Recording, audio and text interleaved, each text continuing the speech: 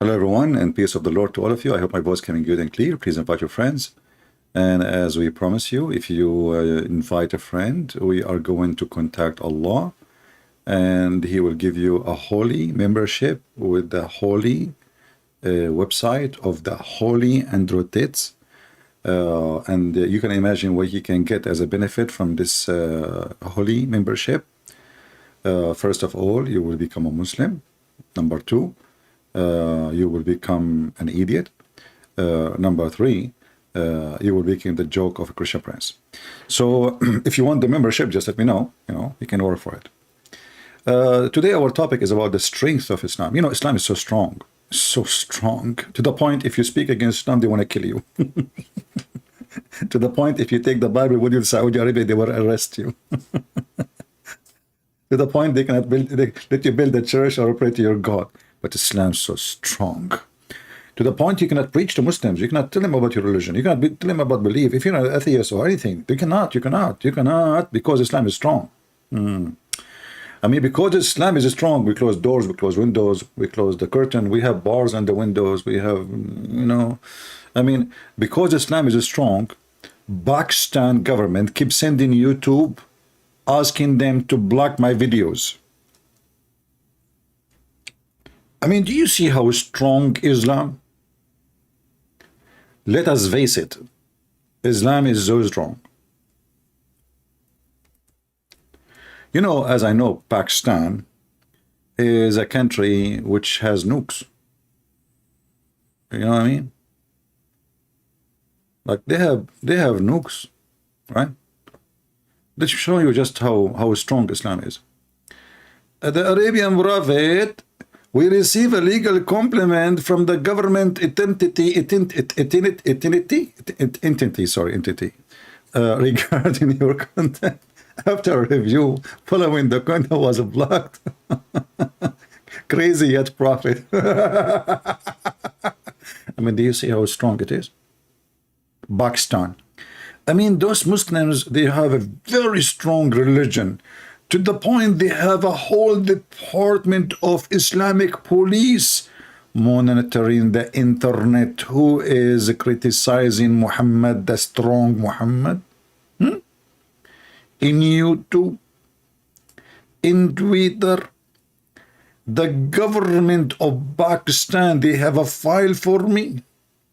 And this is a strong religion according to Yasser Qadhi. Very strong. I keep receiving those complaints one after one. But the good thing, because I don't keep my videos, otherwise I will have long line. But anyway, I want to hear Yasser Qadhi tell us about the strength of Islam. In the beginning of this video, he started talking about, like, there is a person, his name is Al-Afghani. He mentioned that the Western, they took civilization actually from us. And then he said, this is not really too much accurate. We have to be honest here. We took from the Greek and we build in it, and then we give it to the West and they build in it. The fact they did not take anything from the Greek, and all the Muslim scientists, they call them Muslims, those are atheists. In fact, if you check each name of them, you will see how they get killed or tortured or they've been kicked out of the land. So the Muhammadan, anyone he become famous, they claim he is a Muslim. Anyone. When he's alive, they step on him. He's a kafir, he's a zindiq, he's a filthy, he's against Allah. A few hundred years after, they say he was a Muslim. As simple as that. I remember when I was in high school, we have like the whole section about Arab scientists. So the teacher was speaking, he put the name on in the board. He wrote Al-Khwarizmi. And Arabic, all of us, and there, Arabic is our first language. Khwarizmi doesn't make any sense. What Khwarizmi? Usually, such a word you use when you are mentioning that the person, he is coming from like certain area. So it sounds like a name of an area, and he belonged there. So I said, sir, where is this is, it says Arab scientist? They said yes. I said, Al-Khwarizmi, okay, he's an Arab. What does that mean? What this word mean? He said Khawarizm, Khawarizm, Khawarizm. You look at Khawarizm in the map, you will find that this is way far, like at that time it was part of Persia. So I said, but this is how, if he is in Khawarizm, how this guy is an Arab? So they steal even the one who is a Persian, they make him an Arab. The Persian Gulf, they make it the Arab Gulf. Israel, they make it the land of the Arab. Jerusalem suddenly became the city of Muhammad. I mean, you name it. But today, Mr. Yasser Kadhi is going to tell you about some of the strong or the strongest things the Muhammadan they have in their religion. What is that? Let us hear him. Intellectual ideas. We took what the Greek had, we built on it. We handed it over to Europe, they built on it. Oh. And they went to the moon and back. Oof. They took our knowledge, let's be honest. A correction. The Prophet Muhammad, he went to the moon and came back before them, just to correct you. So even that thing is not accurate, my friend. It's a Prophet Muhammad who took the first mule with 2 wings in his... I mean, have you ever heard of a flying donkey, his wings in his ass? It sounds like a tornado. I mean, this Muhammad, he have a great imagination. I mean, look, he did not put the wings in the front, not in the middle. He put it in the ass. 2 wings in the ass, in the hips. So what are you talking about? The Western are not the first one who went to the moon. It was the Prophet Muhammad who went way behind the moon. Where moon? What moon? Nothing was nothing, you know.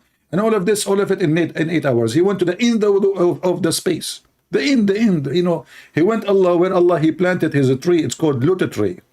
A Lut tree have leaves, each one of them in the size of an elephant ear, and they are made of gold. What a beautiful tree. And you can walk underneath of it for 100 years. Does that make it big, supposedly? I mean, I thought Allah is bigger than that. If Allah can lay down under a tree, the distance of it is 100 years. That means it's still short.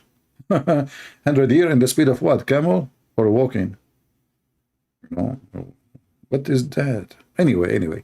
So, okay, so we took from the Greek and we gave to the Western. The Western went to the moon, then they came back and...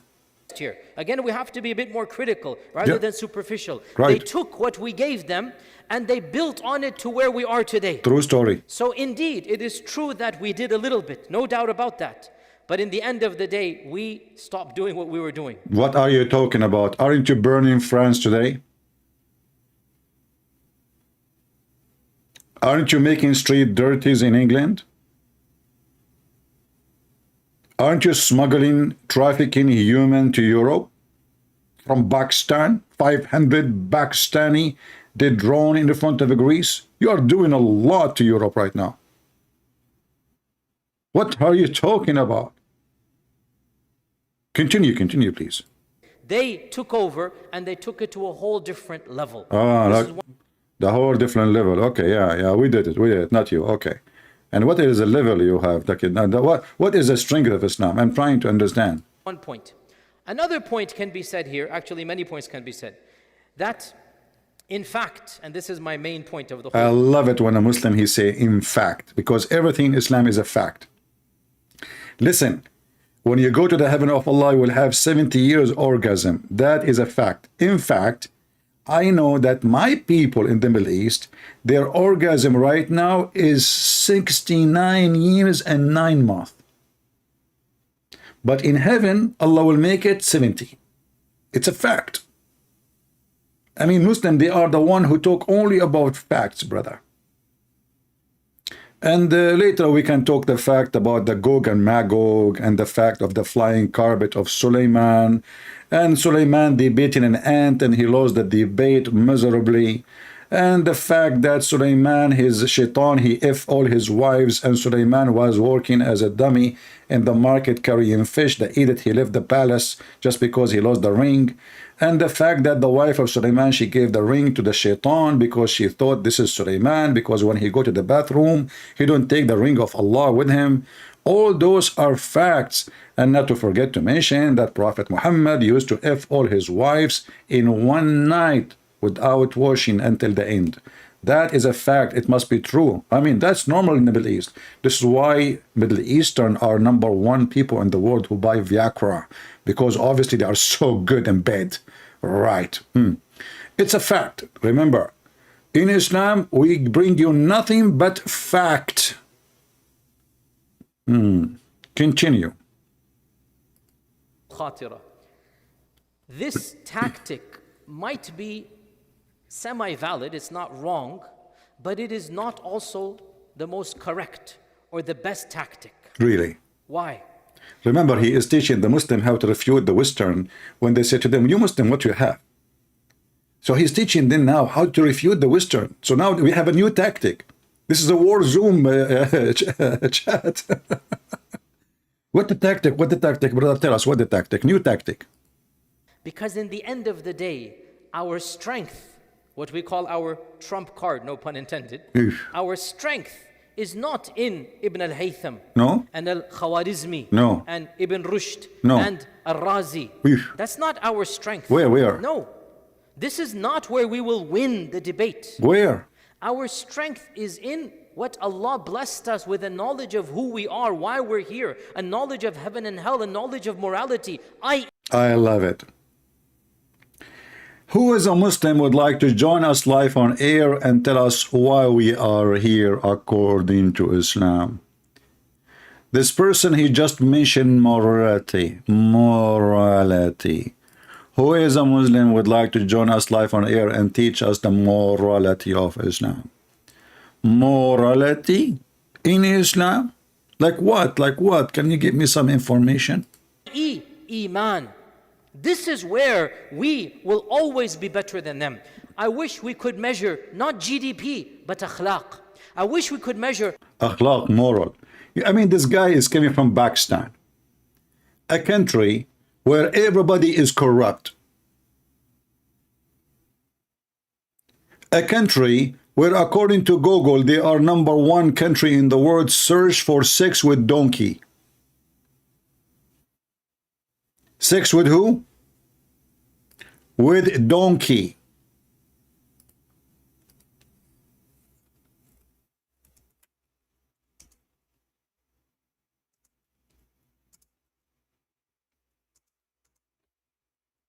Morality.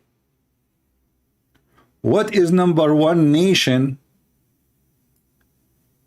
#1 nation sexy web search. Call Pornistan.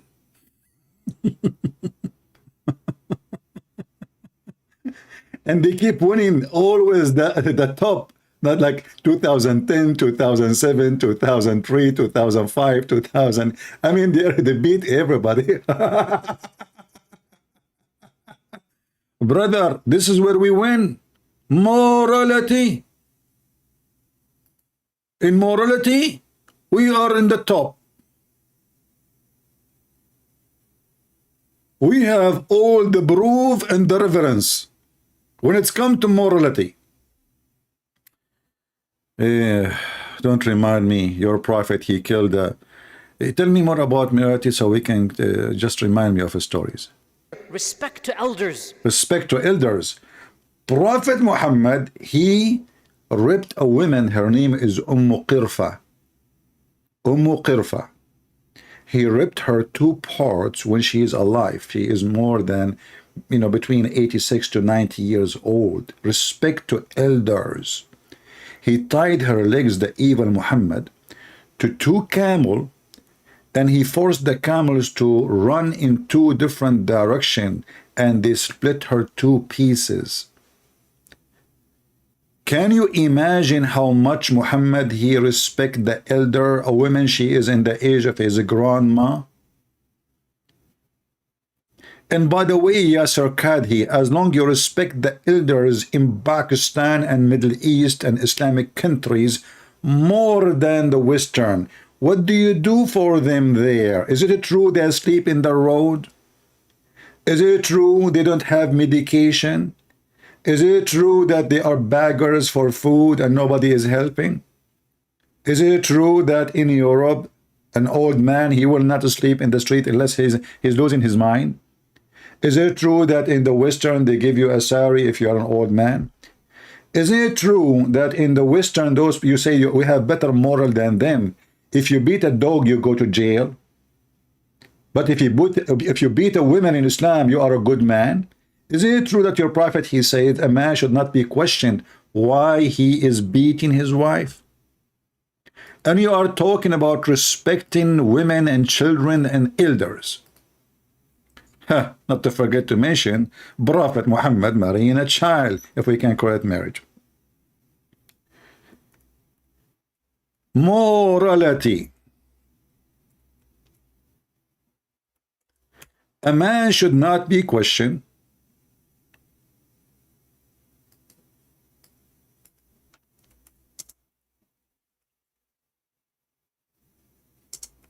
Let us see if we can find the hadith. Give me a second. Invite your friends, guys. Invite. Come on. Maybe you don't want me to come every day, don't you? Are you bored of me? Just say it. Say it. You know, last time I asked people if you are bored of me, and they said yes. Do you know what I did? I came back after 15 minutes. I'm very sensitive.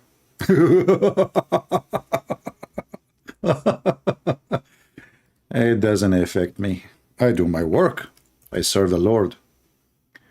Who care who like me, who don't.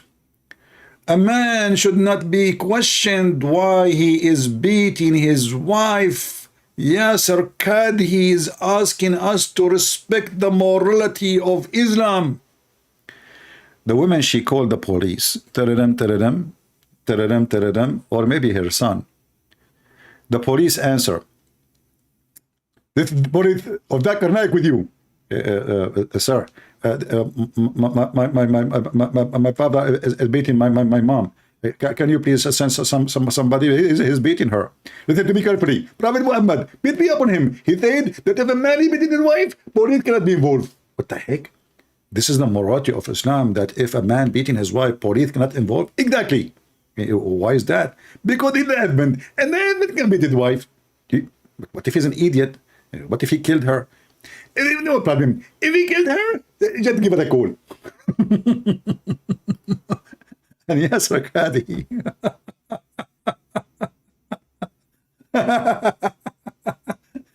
Is telling us about morality in Islam. My friend, morality is so good. The Prophet asking for the hand of a child. She is not even a few days old. She is an infant. Habiba, the morality of the Prophet. The Prophet is licking the face of Osama and say, I wish of Osama he was a girl. I will marry her. I will dress her. And not he will marry her, like he will marry her to somebody supposedly, and he will dress her. I mean, he's a boy. While you are thinking about a boy, he's a girl. Bachabazi, the morality of Islam that we have a culture promote Bachabazi. Do you know what Bachabazi? Who of you do not know what Bachabazi? If you do not know what Bachabazi, you're missing a lot. I mean, this is the religion of morality. Bachabazi. I'm typing in Arabic, hold on. Bachabazi.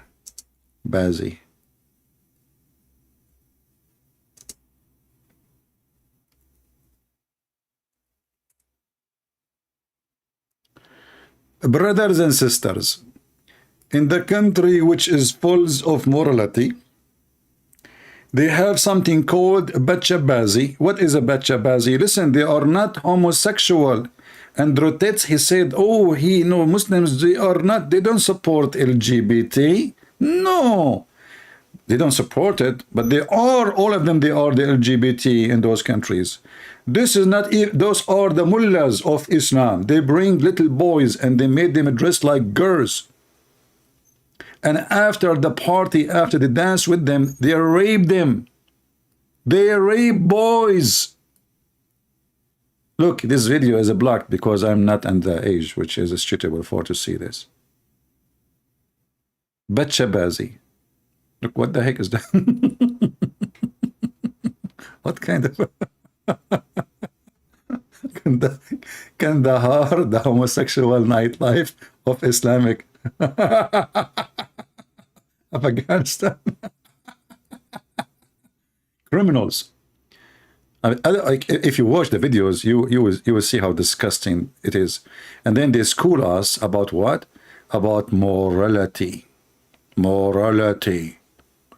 They are the best of morality. I mean, the Western, those are boys, those are not girls. The one you see in front of you in yellow, this is not a man. This is not a girl. This is not a female. So they claim that they are against transgender, but they are creating a huge number of population of transgender. It's a business. Morality. I don't know. I'm so confused and so confused. So convinced. Excuse my English, because sometimes I speak Francois. Oh boy. The morality that you are.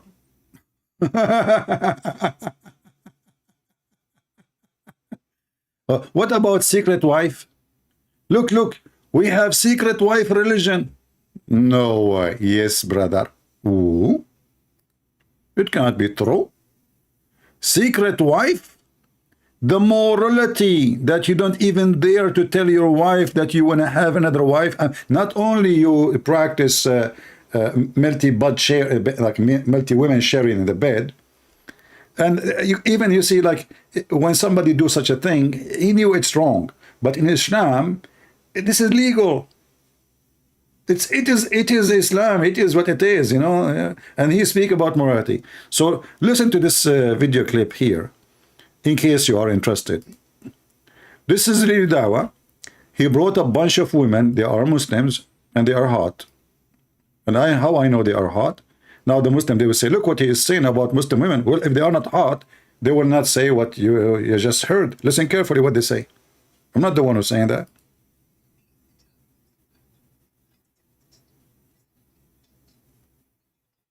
Yes, pass. Would you die for her? Yes, pass.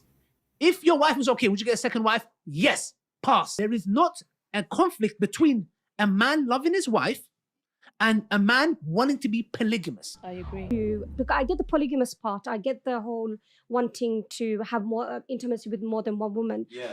Muslim men, because they are so moral, they like to have intimacy with more than one woman. She understand. The Muslim sister, she understand. And the Muslim boys in the front of them, they are understanding what she understand. He want to have multiple intimacy. Like, she did not say even multiple wives. She said intimacy. So the purpose of it is just, excuse my language, effing. Effing.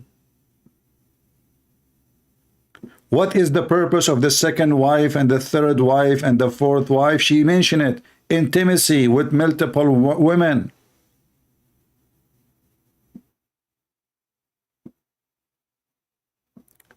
Yusuf is inviting us to Islam because that will save us from fire.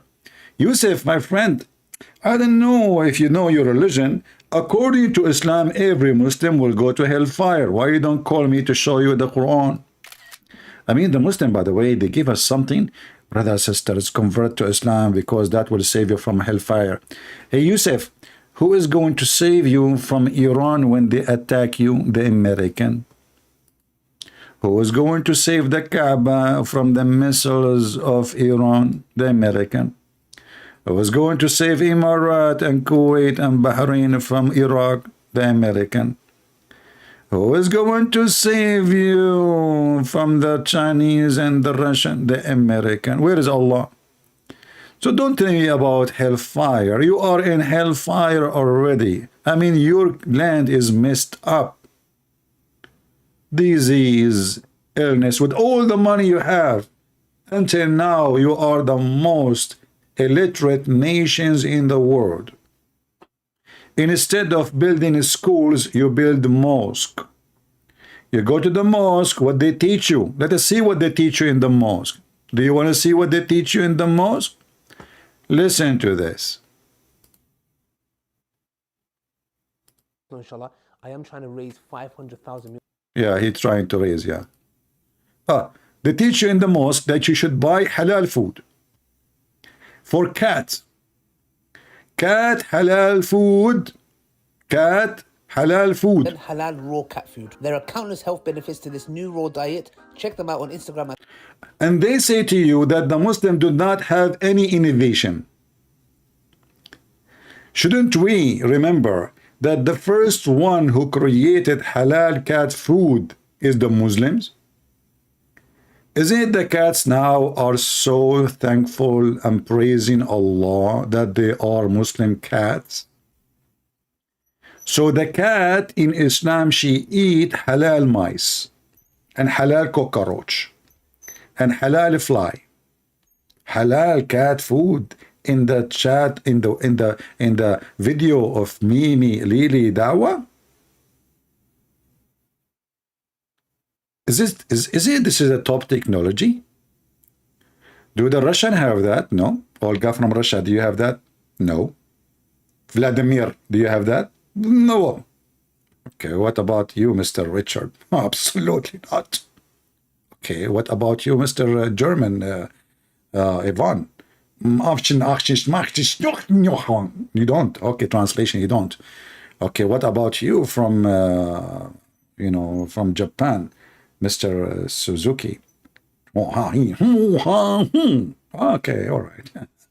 Okay, so I didn't think, I don't know, something, Mr. Sushi, you want to say something? You agree? Okay. So Sushi agree that the Japanese don't have halal cat food.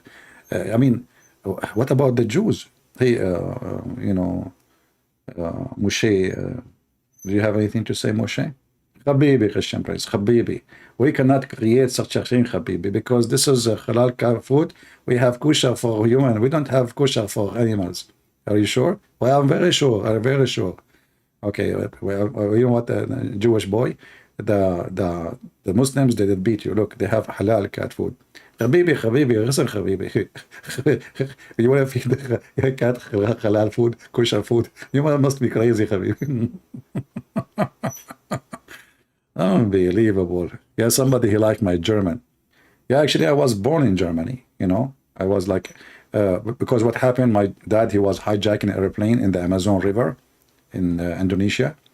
And then, they were like somebody hunting by mistake, Vladimir Putin. So he shot the airplane, even though he was, they used to work with my dad as parrot. But anyway, by mistake, things happen sometimes. So, he, like the airplane fell down and I found myself in Bangladesh. And that's why I became German, all right? So this is a true story, by the way, Sahih Bukhari. Don't ask me for the what? The chain of narration. So what we learn when we go to the mosque, like in education and we beat everybody. Okay, what you beat them beside the halal food, cat food, whatever. Yajuj and Majuj. Allah subhanahu wa ta'ala talks about them in the Quran, and they are mentioned specifically in a hadith, brothers and sisters. Specifically. If there's anything left, just chip it. Quran and specifically in the hadith. If there's any other source in Islam for things, it's like a doctor, he is giving you good news. By the way, your wife, she will have a baby. And then you ask him, do you know the gender? He says, yes, I know. It's going to be either male or female. That is a prophecy. So specifically, brother, okay, go. Now, one thing that a lot of people make a mistake, which I've seen, people of knowledge, is that they try to comprehend and understand. You see, the strength of Islam that Muslims don't comprehend and they do not understand. Are you with me with the strength of Islam? The weakness of a Muslim is when he try to comprehend and he try to understand. This is something very special. This religion is so strong to the point you should not try to understand, neither comprehend. Now, one thing that a lot of people make a mistake, which I've seen. It's a mistake. What is the mistake?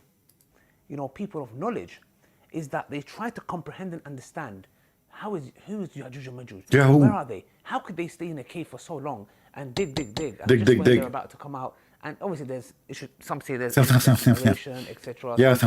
Parts of it, Are you sure originally you are not a cat? I mean, the Hindu, they say, like, if you have a bad karma, good karma, stuff like this. I mean, sometimes you talk like a cat. You and Mimi Hijab. Your voice comes suddenly from the nose, and like you're sniffing for a mice or something in the corner. Okay, so what now? What is the conclusion? Not authentic, whatever it is. I'm not trying to get into that, okay? You know, and then Oh, please, he don't want to get into that. He, because he's a person of knowledge, but he don't want to get into that. He know everything. Dhul Qarnayn, and you know, there's so many speculations, etc. And a lot of people come, and they're Don't speak dirty. What do you mean a lot of people come? Are you talking about Muslims in heaven? Are you saying that Muslims in heaven, all of them, they will come in the same time? Yes, because it's 70 years orgasm. They start all of them in the same time. They finish orgasm in the same time. They take the second women in the same time. And they have again orgasm in the same time. So they come all together. But I'm assuming you are not talking about that come. You are talking about people who are coming, not coming. Yeah. like, some people even get into doubt with this matter. Some individuals even leave Islam, and I'm like, what's the issue here? What is the issue here? Because Islam is so strong. You see, the topic is Islam is the strength of Islam. What the issue here? You see, Yasser Kadhi, he will explain to us the issue better. Ya'juj and Ma'juj is actually, for our modern times, I would say, one of the most, if not the most problematic of the signs of Judgment Day. I thought Islam is so strong, it turned to be problematic. Yes. I mean, you have a video about the strength of Islam, and now you are talking about Muslims leaving Islam because Islam have a lot of problems.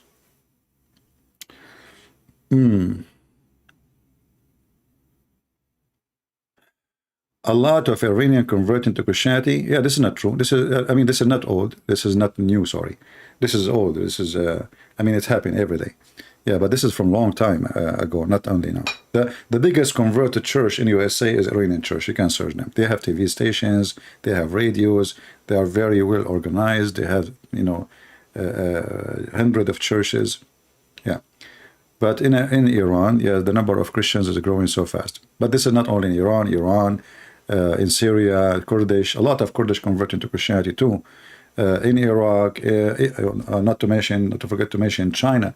And I believe actually the biggest country in the world who is going to become a Christian in the future is China. Christianity is spreading in China is in a speed you cannot even imagine. You cannot even imagine with all the discrimination of the Chinese. What about India?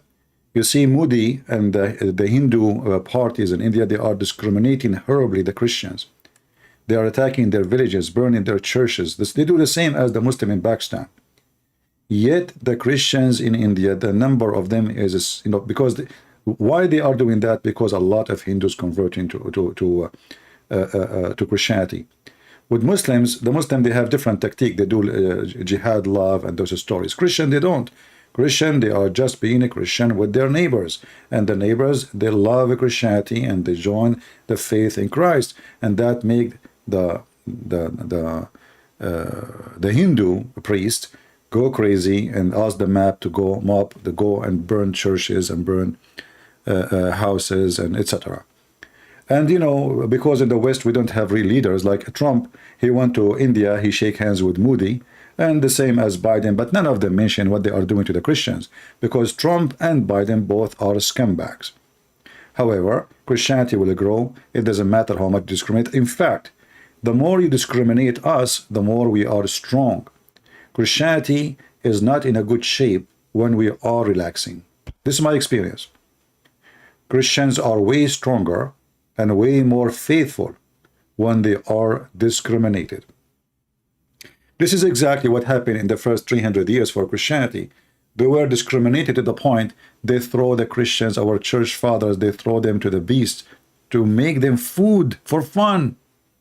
For fun. Still, those Christians, who they are amazingly strong believers, they refuse to deny Jesus. They said to them, deny Christianity, we will not kill you. They refuse. And this is here we see why we laugh at the Muslim when they say the Christian, they corrupted their book. I mean, those people, they paid their life, literally, So why in the world they want to corrupt their book? Even the stupid Quran is speaking about something really amazing about the Christians. That when a Jewish king, his name is Abu Nawas, he occupied a part of Yemen, or all of Yemen. And then he made a field, or he dig in the ground, big a huge hole.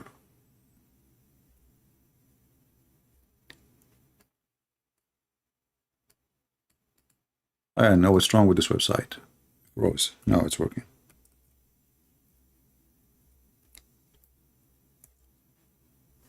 In chapter 85, from verse number 1, you will see here in verse number 4, the one who were killed by burning them alive.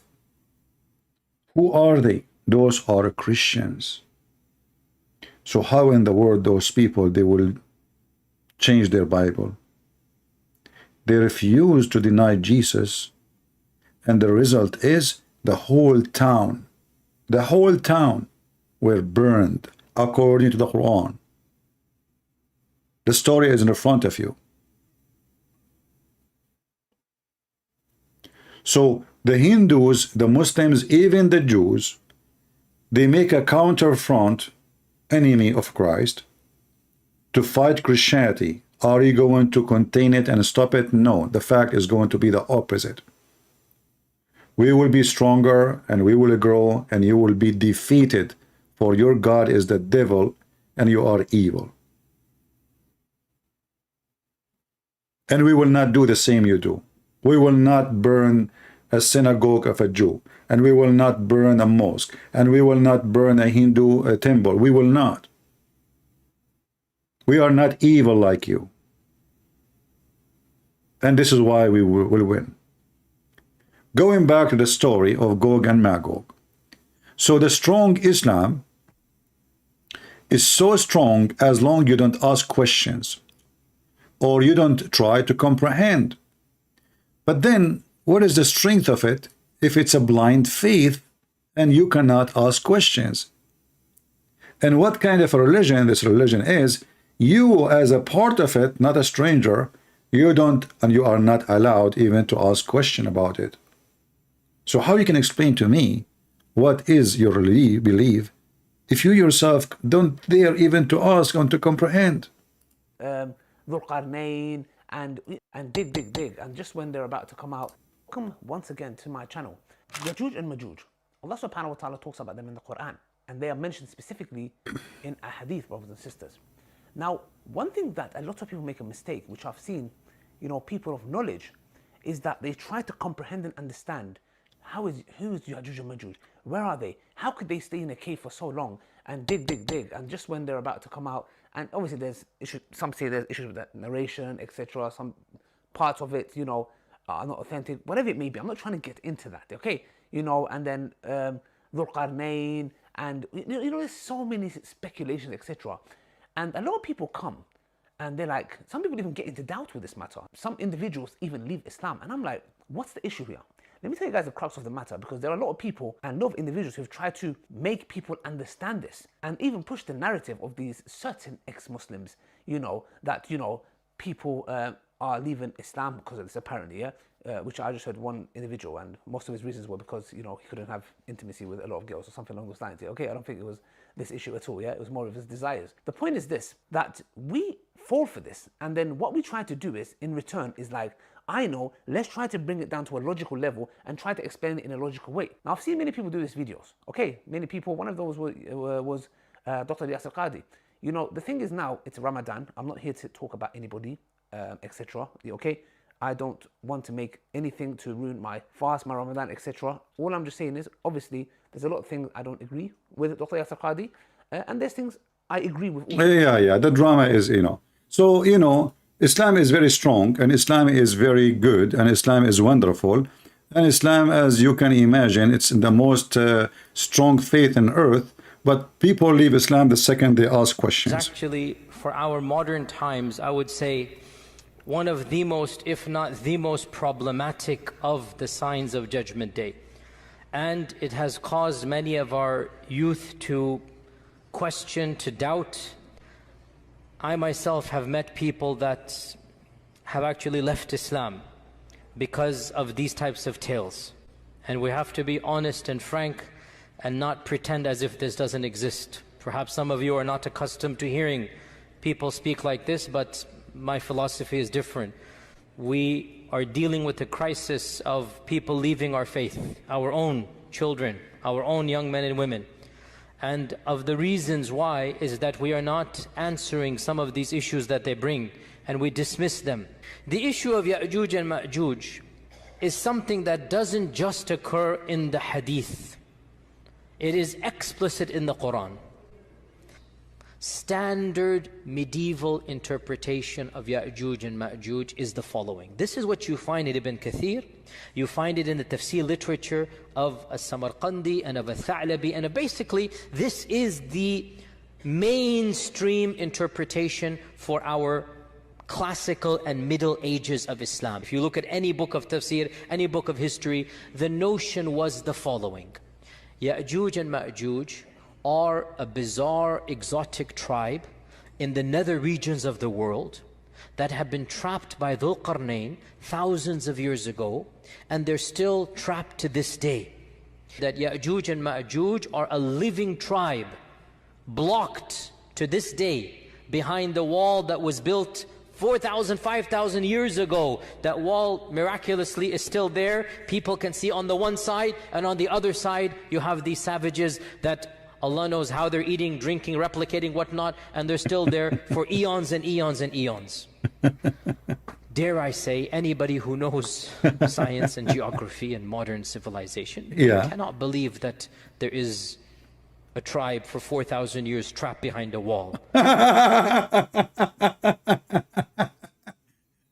I mean, so he's admitting that he's a prophet is a fraud. There's a guy, his name is Yusuf. He's saying, can he call me? For sure, you can call me, my friend. Just text me in Skype. I will take your call right away. Just text me. I will call you.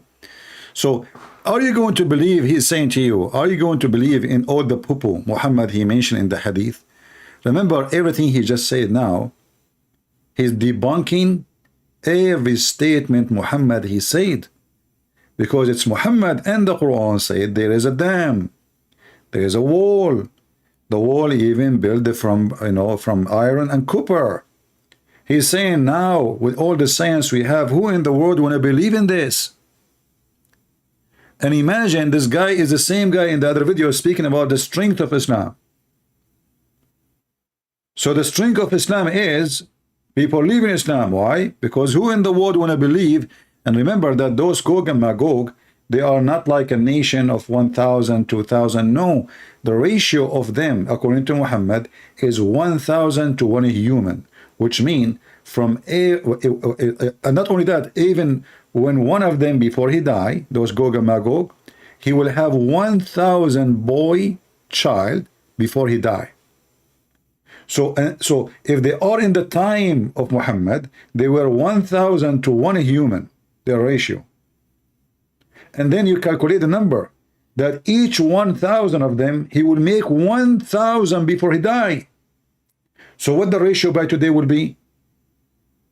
Billions of trillions. Billions of trillions. Where we can find them? We cannot find them. The story is a fiction story. Muhammad is a madman. Years ago, that wall miraculously is still there. People can see on the one side, and on the other side you have these savages that Allah knows how they're eating, drinking, replicating, whatnot, and they're still there for eons and eons and eons. Dare I say, anybody who knows science and geography and modern civilization, you cannot believe that there is a tribe for 4,000 years trapped behind a wall. I mean, if you believe this, that's your position. I cannot believe it. I'm just being... I cannot believe it. And then, brother, the Islamic strength is getting even more powerful. Yasir Qadhi should be shut down. His channel should be shut down. He should never be allowed to open his mouth. Oh, wait, what are you talking about? Brother, are you serious? What? What you just said? Shut down his channel. Shut down. Should be shut down. His What? Qadi should be shut down. His channel should be shut down. He should never be allowed to open his mouth. Qadi should be shut down. His channel should be shut down. He should never be allowed to open his mouth. Yasir Qadi should be shut down. His channel should be shut down. He should never be allowed to open his mouth. Why? Is that because Islam is so strong, or the more he talk, he is exposing the stupidity of Islam? So now, instead of saying, you know, okay, his guy, I mean, the Muslims are honest people, by the way. Why he's upset? Because that guy is saying what he should not say. This is what he's saying. He should shut down. Or shut up, you idiot. Shut up, you stupid son of Mut'a. You are telling everybody that this is impossible and this is stupid. What's wrong with you? Yasir Qadi should be shut down. His channel should be shut down. He should never be allowed to open his mouth. What about you? Should you be allowed to? I mean, there is tons of videos of you hilarious. About Islam. Wallahi. Wallahi. This person is a disaster that has engulfed this ummah. When you do a deep dive is when things get very, very awkward and difficult. No. If you want misguidance, listen to Yasir Qadi. The preservation of the ahruf, is it 1, is it 3, is it 7? Yasir al-Qadi, I accuse you. You are worse than the layman people. Isn't it, this is the same guy, I forgot his name, the one who was kicked from Al-Azhar University because he was, anyone remember his name? Anyone knows the name of this guy? Because I saw him in the park in England. There's a guy, originally he is from Syria. I don't want to say without being sure. He was kicked from Al-Azhar because he was a homosexual. If somebody knows his name, let me know, please. So all of them, they make poo-poos. And you know the Muhammadan, they take opportunity to bite each other. They love to bite each other. That's why Muslims don't trust Muslims. When I was in high school age, I go to Muslim houses. You know, kids in my age in the school. I go, I sit with their sisters, I sit with their mom. I respect them. I don't, I respect the privacy of the family. But if somebody is a Muslim from the same classroom, he come, all the sister will hide. The mother will hide. With me, they sit, the Muslim, when they are inside the house, they wear very revealing clothing. They don't dress the same as outside as inside. So when I go inside, as like I'm one of the family, they trust me.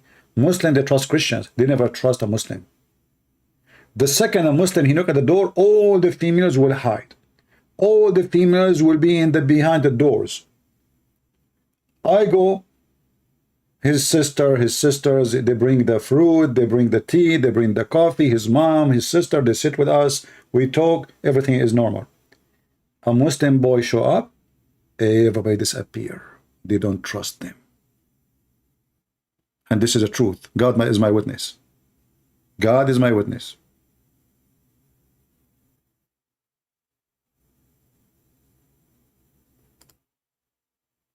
Tell us more. When things get very, very awkward and difficult. No. If you want misguidance, listen to Yasir Qadi. The preservation of the ahruf, is it 1, is it 3, is it 7? Yasir al-Qadi, I accuse you. You are worse than the layman people. You failed.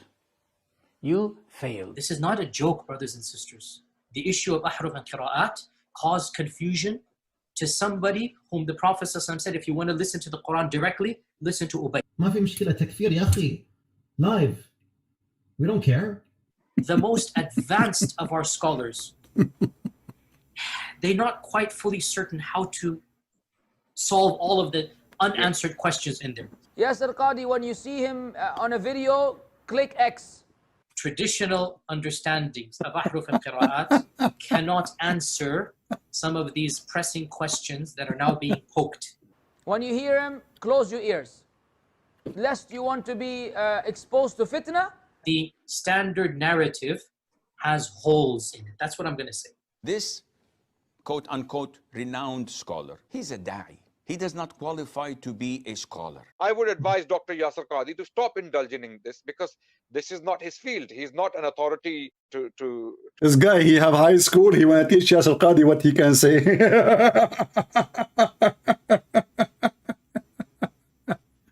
Especially this guy. This guy, he in the speaker corner, he told some Christians, is that the language of a Christian? He say this to Muslim women, suckle me, are you stupid? She is the one, she said, that Jesus was playing with his mother boobs. Your sister was a whore. I respond to her, I said, in fact, it's your prophet who said to me to say to you, suckle me. So the coward, he don't dare to debate me, because we get them busted in everything they say. Like he made a video about how the Quran knew that the Pharaoh exists in this time, not at that time. So I made a video about it, and I made him shish kebab. And since then, the guy is so crying. Anyway, so now Yasir Qadhi is a poo-poo and you are the doo-doo. You are the doo-doo, not the poo-poo. to say. If I were to give you a blank mushaf, yeah, and tell you to write what is munazzal verbatim from Allah into that mushaf with no human interference, would you write something which corresponds? It's not an easy answer. It's not an easy yes or no. I think this should be an easy yes or no, though. Yes. You see, this is what it's cheating code. You know, cheating. So Mimi Hijab now, he's trying to make him say, "Come on, say yes, easy answer. Come on, you know, you can't, what are you doing?" I think this is an easy answer, yes or no. Come on. He's telling him what to say. Yasir Qadhi, you know, he's not a kid like them, so he is not going to change his mind. This is not an easy answer because we know that there's a hole in the narrative. So the stupid Mimi Hijab, he insists to ask the question. Yasir Qadhi told him, don't ask this question in public, in the video there. And the stupid Muhammad Hijab, actually, what happened? After he had this interview, he deleted the interview. And what happened, there is an ex-Muslim, he was watching, he took a copy before he deleted. And then he published it again. And he spoke about why Mimi Hijab, he deleted the video. They thought if they delete the video, nobody will notice. That's it. I mean, we take it off. Before everybody noticed what happened. But by taking the video, actually, that even make more attention for the video. And now everybody speak about the hole in the narrative. And not to forget that the miracle of the Quran is debunked. May be staying in Islam for the right reasons. How? One of the reasons I accepted Islam was the scientific miracles. I'll be honest with you. And now we know that this whole scientific miracles was absolute nonsense, not totally nonsense. Then he made another video. He is so upset, saying yes, it is not. There is no scientific miracle. Miracles in the Quran got debunked. And for some odd reason, funnily enough, like as if they thought that it was a slip of the tongue. I'll repeat it again, very carefully. The scientific miracles argument in the Quran got debunked. Yeah, I hope my tajweed was on point. So what is left? What is left? I mean, Gog and Magog debunked. The flying carpet debunked. Muhammad is born 4 years after his father. Debunked that he claimed to be, he is from Abraham and from Ishmael. Because we do not know even who is the father.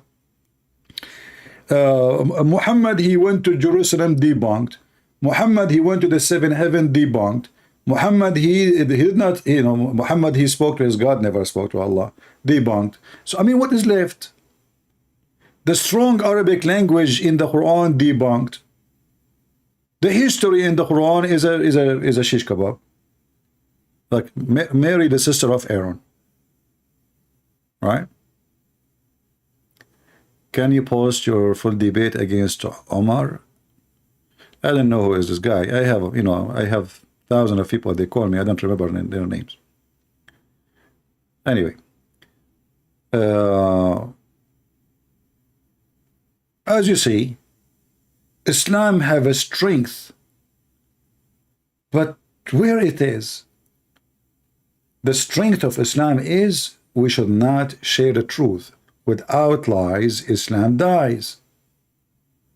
So they were lying to you for all those 20-25 years about scientific miracles of the Quran. And it turned now to be that there is zero scientific miracle of the Quran.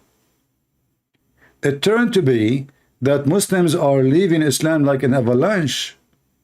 Why? Because the stories of the Quran, not only it does not make sense, it is so stupid. It's so dummy, to the point even a dummy person cannot believe in it. So what is the strength of Islam? If there is anyone here dare to call me and tell me what is the strength of Islam, what is left? Even in the sword, they are strong. What sword? If all the Muslims now, they attack Israel, all of them together, Israel will wipe them out. Even in the sword, they are nobody. What is left?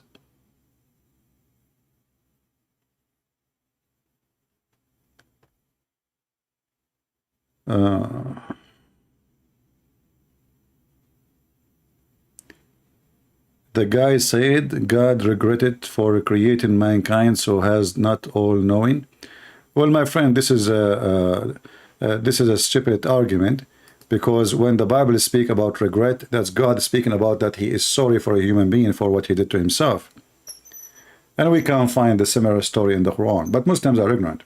Anyway, if you have somebody, a Muslim, want to ask me the same question, let him call me so we can laugh at the same question or any other question. All Muslims are welcome to call me, and all of you, I challenge every Muslim, by the way, who call me, and he can record the argument with me and post it in his channel. I challenge them all.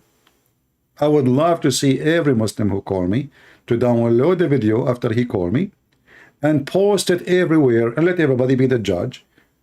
You know, if Christianity is funny, they will laugh at us. If Islam is funny, they will laugh at Islam. No problem. Just give me a call. So what is the strength of Islam? Anyone can tell me?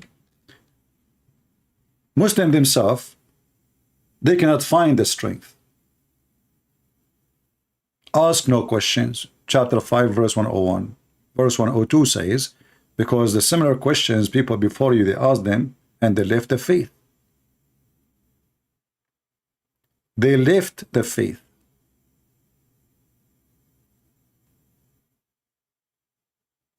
Anyone, any Muhammadan, he would like to call us and join us, feel free. I want to see if you Muslims can stand it and stay as a Muslim after you call me, and bring all your ability in the fight. Even you can call with a team, like not one, not two, not a normal team, like, you know, you can call Yasser Qadhi and let him join us. You can call someone funny like Zakir Naik. Bring whoever you want. I never say no to anyone. But don't bring me a Muslim woman.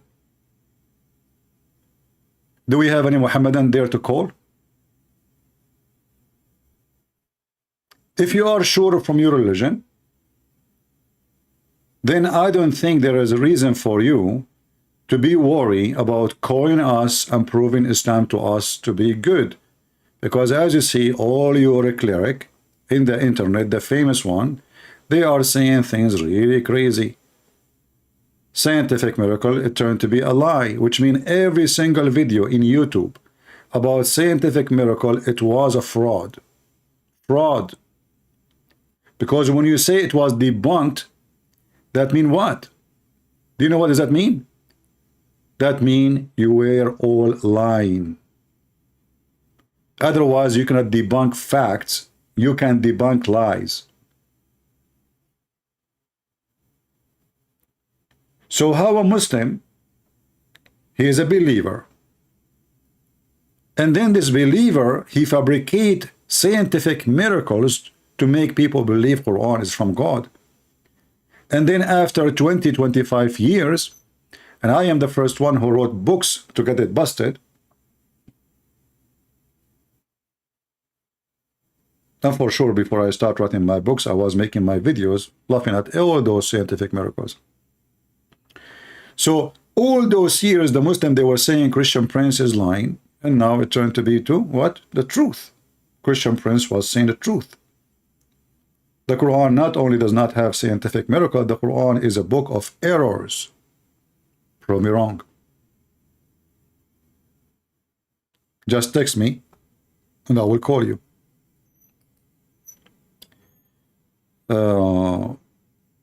May I call you about contradiction in the Quran? No, I want Muslims, my friend. I want Muslims.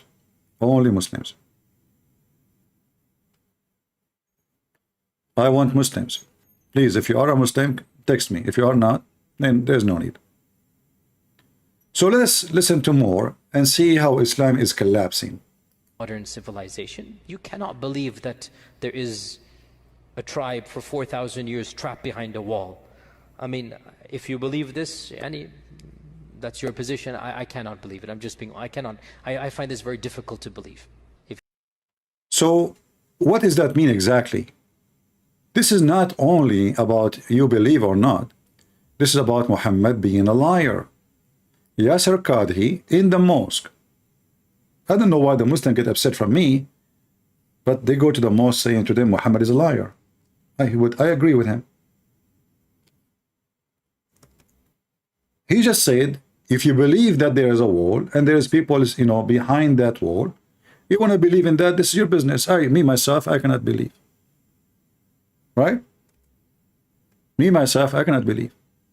But all these stories are authentic from Muhammad himself about the wall, and even Muhammad, he claimed that during his time, he woke up and he was terrified, horribly terrified.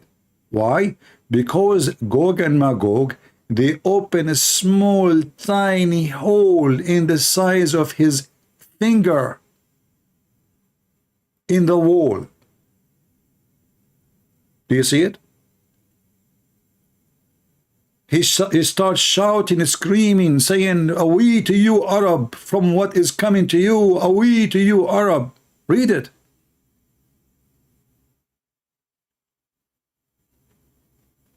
Prophet of Allah, PBUH, this is kind of acid, I don't know if you know about acid. Like if you do chemistry or stuff, I do a lot of chemistry. Like I receive a lot of chemistry email from Muslim women. They say to me, like one of them, she said to me, "So what if your voice is so sexy? I hate you, I hate you, I hate you." And this is PHU B whatever something, chemistry. So like like I hate you, a lot of hate. So the Prophet came to visit me one day, frightened, and he said, "La ilaha illallah." This is the voice of Liya Dawa, before he take a hormone. And there is not true God, but no, I'm proud of it. We to the Arab. What the heck? What's happening?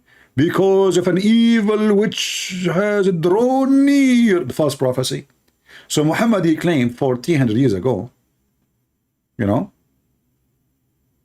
that the Arab now soon, Gog and Magog are coming to them.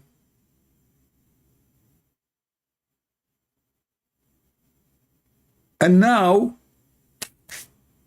we see nobody.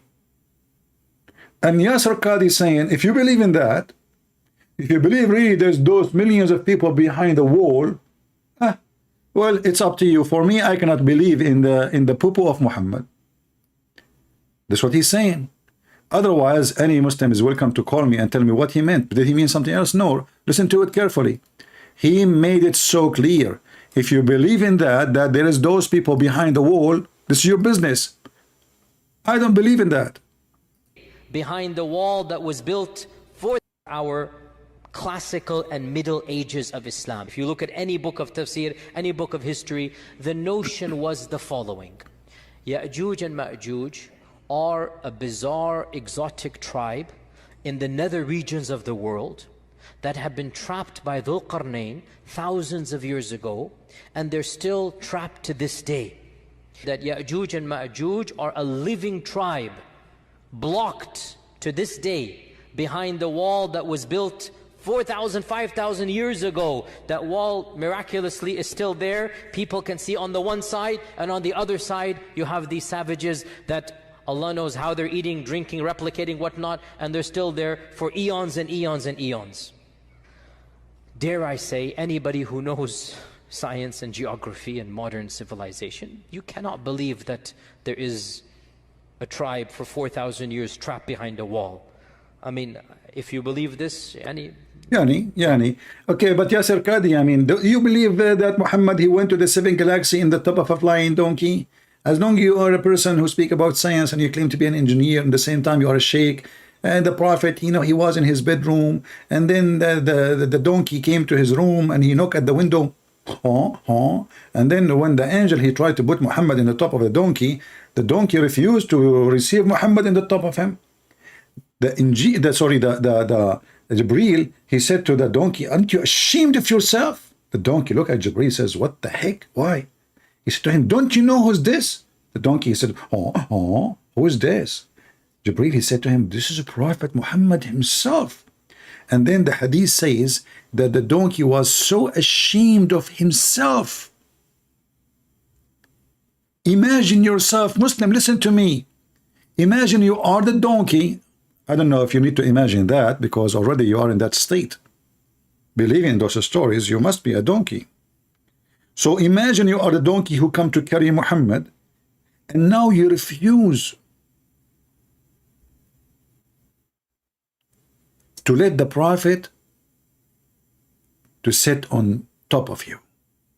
How embarrassing for you.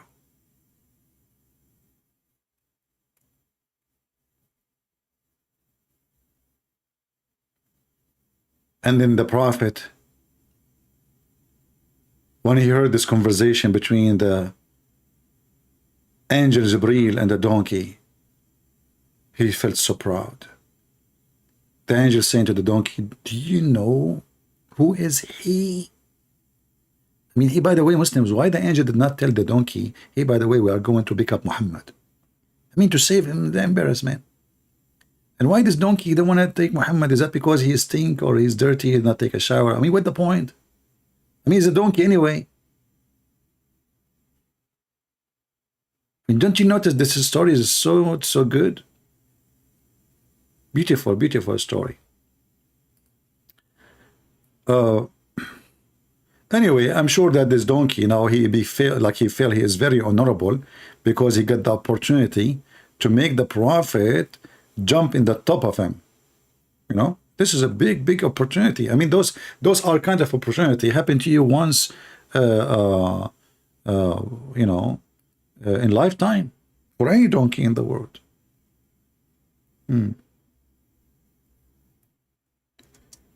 I don't know.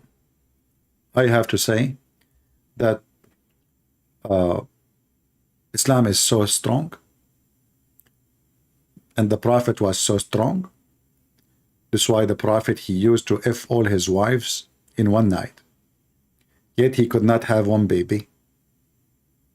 Obviously, he was shooting blank.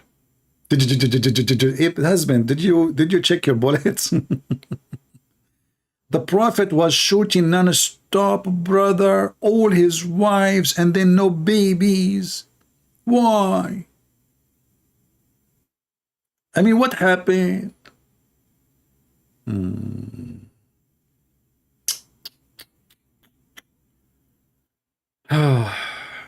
don't know. And then the Prophet with all his stories, which all of them proven to be true. Like, you know, first time when I saw this hadith about the donkey refusing the Prophet to jump on him, I said here, there's some honesty in this story. Because why the Muslim, they will say, even donkey don't want to have Muhammad to get close to him. Why? You tell me. Listen. Al-Buraq was brought to the Prophet. See, in there his name was B-H-U something. Here is S-A-W. I mean, sound like Sadhguru. Depend on the location. When he is making a lecture with the blonde women in Los Angeles, he dressed different and he have a different perfume. When he is in India, he said differently and he dressed differently and he have a different makeup. But anyway, just forget about Sadhguru. Sadhguru is just another fraud like Muhammad. But Sadhguru is a smarter one, you know, like he says stupid things like love is not exist. And then he said, my wife, she loved me. Love never exists. Do your wife love you? Absolutely. What the heck? You just said love never exists. Do you love your wife? I love my wife. And then in different place he said love does not exist. It's not real. Anyway, just let it go. So the Buraq was brought to the Prophet. Here you notice something very important, by the way. Something very sensitive information. You will notice that the Buraq is brought to the Prophet. Not the Prophet was brought to the Buraq. I mean, do you see how strong the story? The Buraq, which is the flying donkey which have two wings in his ass, may Allah ask him, he is the one who was brought to the Prophet. Case sensitive. Why? Very simple, brother. Because the Prophet is more important than the Buraq. The Buraq is important, is the limousine of Allah. However, because the Prophet is more important, so the Buraq came to the Prophet, not the Prophet came to the Buraq. Take a point. This is point number 1 for Prophet Muhammad. So he was brought for Prophet Muhammad in the night of Isra. Buraq only come at night. Take a note. Why? Because he is very shy and case sensitive. In fact, I heard some stories, I'm not sure if this is the reason. He is naked. Yeah, this donkey is naked and he is so shy. So he don't like to walk between people and people looking at his, you know, he's don't wearing no pant or anything. I mean, totally naked, you know. So he come at night only. That's why nobody saw him. Okay. So he come at the night of Isra and he was saddled. Look, he's ready. See? They have a garage in the heaven of Allah. You know, they clean the donkey, they saddle the donkey, they comb his hair, they put eyeliner in the donkey, his tail is clean, everything perfect, yeah. And then, renamed, I don't know if I'm saying the word correctly, renamed, is that, let me use Google, peace be upon him, to, how to say this word, excuse my English. And now Mimi Hijabi said, don't speak with English. Your Prophet do not even know his name. Hold on.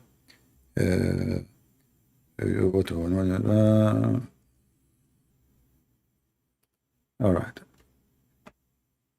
Rain. Rain, the same as rain? How is that will work? I don't know.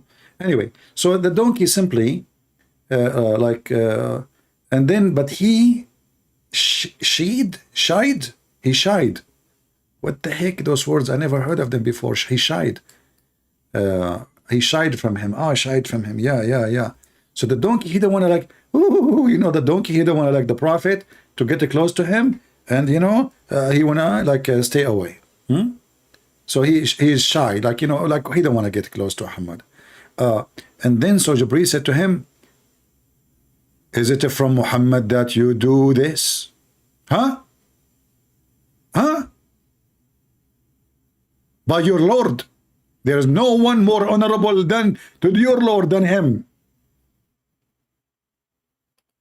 Brothers, those are true stories. It is documented, it is true, and there is witnesses. Jibreel and the donkey, 2 witnesses is enough in the court. Not to forget to mention Prophet Muhammad himself is equal to 1,000 liars. So the Jibreel, he was so upset from the donkey. Like, what are you doing, man? This is the most honorable. Jibreel, by the way, as long as he is the most honorable, I mean, shouldn't Allah send him like a limousine or I mean, you see, if this is about honor, you see, Jesus is very humble, so he used a donkey because he's humble. Muhammad is the most honorable. Going to visit Allah, and Allah send him a donkey? Okay. So here we see that the donkey, as a reaction, I wish the donkey at that time he have a YouTube. Man, that would be a nice video. Listen, the donkey, he started sweating heavily. Do you see what happened to the donkey after that? Do you see the size of the embarrassment?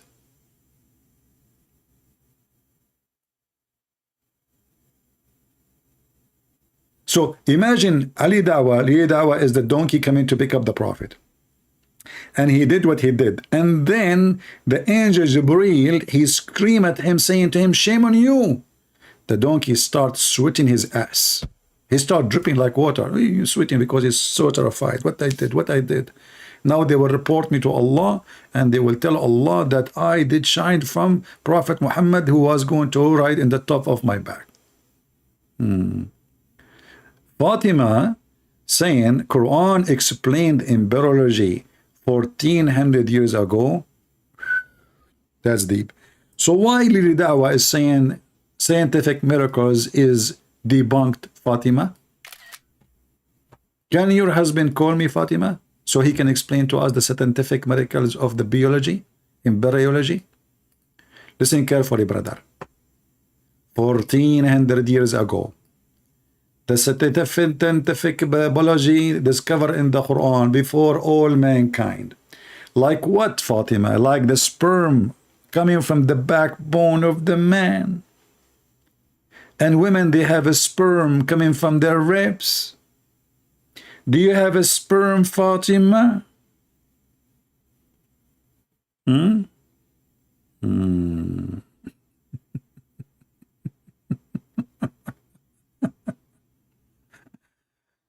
If there is anyone from the Muslims who want to talk about it, I don't mind. Just text me. I will be happy to take you in Skype and I will talk to you. Oh, we have somebody who is a Muslim. Let us see.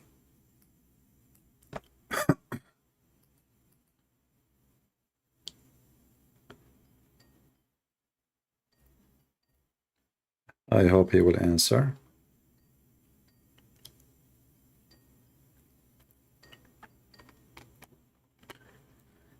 Hello? Hello? Yes, I hear you. Go ahead. Are you going to run today too? Well, you are the same person. Each time I ask you, you give me an answer. You get your prophet busted, and I'm done with you. Why are you running from a woman? Just be a man. And because you are stupid. You know what? You insult me stupid. You insult me half brain. Okay, isn't it you? Isn't it your prophet who said you are half a brain? Is it me or your prophet? My prophet didn't say anything. Okay, I will put the hadith in front of you, as long as this is what you said, and then you read it and you tell me if he said that you are half a brain or not. Is that all right? I don't follow hadith. I follow only the Quran. You cannot follow the Quran only. You see, you said my prophet did not say that, and now you say you want to follow only the Quran. So how you asking me, how you say to me my prophet did not say that, what your prophet say is not going to be in the Quran? Are you stupid or what? What your prophet said is his said. Listen, you're stupid. That's why I say you are stupid. I say to you, your prophet said. You said to me, my prophet did not say. I say, let me show you the hadith. You say to me, I don't follow the hadith. But we are talking about what the prophet said, not what Allah said. So you are stupid again. Go ahead. What do you want to say? Okay, so you telling me I'm stupid. Did the prophet said I'm stupid? Yes. Did the prophet say that? You insult me. Use the S word, Yes. you know? Yes. You know why I never insulted you back? Because my religion taught me manners. Your prophet teach you to call me an infidel, pagan, sick, a pig, a liar, the worst of animals, the worst of creatures, monkey. So don't tell me we don't insult the Christians. All your religion is based on insulting the Christians, and we can go to the Quran. But hold on. I want you to read with me what your prophet said. Your prophet said that Muslim women, they have deficiency in their wisdom and their intelligence. Do you see the screen? So you want me to believe something that was written after his death, 200 years after his death? So are you saying to me that you Muslims don't accept what the Muslim they wrote after Muhammad about him? Allah describes the Muslim, those Arabs, as some of them the worst of creatures. Okay, so you just said we Muslim, we've been ordered to respect everybody, and now you are saying the Arab, and I am an Arab, we are the worst of the creatures. Allah says, you are asking me Muslim road, and I say Allah says. So Allah, he can insult us, and you can repeat the insult, and you are racist because now you are insulting, and now you are insulting me. I'm an Arab. Just because I'm an Arab, you are saying I'm the worst of the creature. Thank you very much. What is your nationality? You are from Afghanistan? I'm saying the Quran says, Allah says in the Quran that some of the Arabs are worse of disbelievers. Okay, They're asking but Allah okay, saying, but why you don't want to tell me why you said you reject what your prophet said, and you said to me things which is written after Muhammad that we don't accept, but everything you have is written after Muhammad. Listen, is the Quran was the Quran written before Muhammad or after Muhammad? Allah says, Was the Quran written after Muhammad or before Muhammad? tell you, Allah says, Was the Quran written before Muhammad or after Muhammad? during his time, the Quran was revealed during So why his you time. call the Quran of Uthman if this is during his time? It was his time. It was reviewed. So why you call it, what do you mean reviewed? No, because everybody have his own Quran. There's many Qurans. Listen, Uthman, he burned all the Quran, and you don't have a single Quran of them, including the Quran of Uthman. And even the one we have now, it is coming from a guy, his name is Hafiz. He exists 200 years after Muhammad. Is that true? Nothing like that. Don't, please, if you don't even understand your Bible, how do you even understand the Quran? Well, What you just said, this is a good point. Listen, guys, a Muslim woman, she is saying to me, if you don't understand your Bible, how you can understand the Quran? So why you're a stupid prophet? Allah asked him in the Quran, if you don't understand the Quran and your religion, go to Christian Prince. Allah didn't say that. He said that in the Quran. He said in chapter 10, verse number 94, you stupid Muhammad, if you don't understand your religion, if you have a doubt about your belief, go and ask Christian Prince. Read the verse for me. Go ahead. Okay, can I respond? Let me give me the verse. I gave you the verse, chapter 10. I forgot, you are half a brain. Chapter 10, verse number 94. And I can open any translation you want. What translation you like? We have shish kebab translation. We have hummus translation. We have falafel translation. All of them are falafel anyway. So tell me which one you like. We'll put it for you on the screen and people would die laughing.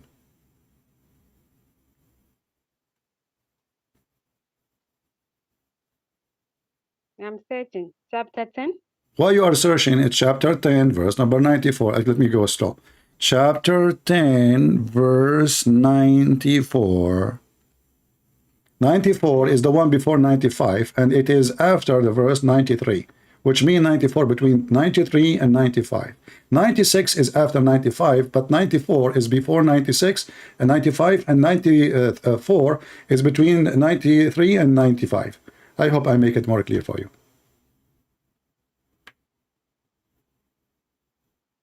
Still you could not find it?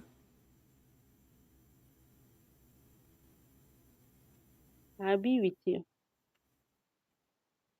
I mean, after all this interpretation and tafsir, 94 between 95 and 93, and after it 96, still until now you could not find it.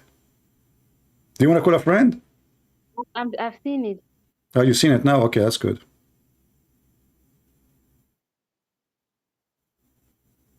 Okay, so if Allah says, was Allah talking to the Christians? No, he was talking to the Hindu. He's talking to Muhammad. Yes. Yeah, he told Muhammad, if you have a doubt about your belief, which means Muhammad, you don't believe is a prophet, go and ask the Christian and the Jews. So how we are not the one who don't understand our book, yet your prophet is the one who don't understand what he's talking about. He been taught by Allah, listen, Abatato, go to Christian Prince. If you have any question, come to him. He will teach you. He will spank you. He will educate you. It's in your front of you. Yet you are saying that we Christian, we don't understand our book, but it turned to be that Muhammad himself is the last one to know what he's doing. Why Allah want to send Muhammad to the Christian and the Jews so they can teach him who is he? Okay, let me respond, please. Respond. That was the angel and the Torah, not the Bible. It said the people of the book, you idiot. The angel. What angel? What angel? It's Injil. It's Injil, not angel. Angel is a malak. Listen, it says ask the people of the book. Ask the people of the book. The people of the book. It's us. It is the human. It's not the book. It's not the book. Ask the Christians and the Jews. I'm saying the Jews people, they've hidden. I don't have time for stupidity. Sorry, I cannot handle you. Thank God I am single. Otherwise, I would commit suicide. Oh boy. Oof. You Christian do not know your Bible. You do not know why you are calling me half a brain. Your prophet called your prophet. I don't believe in what they say about the prophet. He said. So what Islam is about? They deny what the Quran say. They deny what the Tafsir say. They deny what the Hadith says. So what is left? Brother, Islam is strong. But Hadith is da'if. Quran is da'if. Tafsir is da'if. Muslim are da'if. So who's strong? And they send me a woman. There's a billion Muslim man. They send me a female.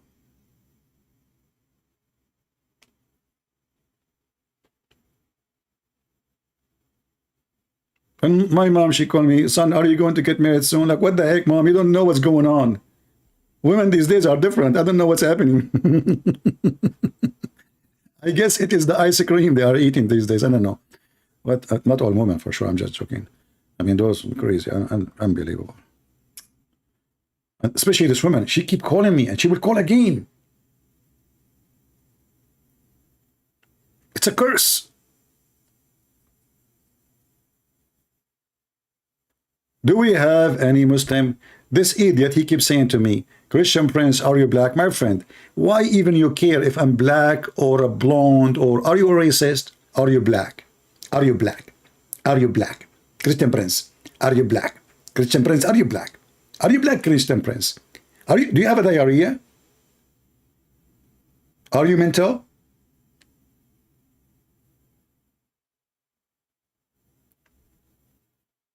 People who ask about color are only the racist, because they don't see you as a person, they see color only. If I'm black or Asian or white, what that will do to you, you donkey? We are all children of Adam and Eve. And God Almighty, He sent His only begotten Son because He loves us all. He don't love the white alone, or the black alone, or the Asian alone. So learn good manner when you speak to people. Don't ask them what is your color, donkey.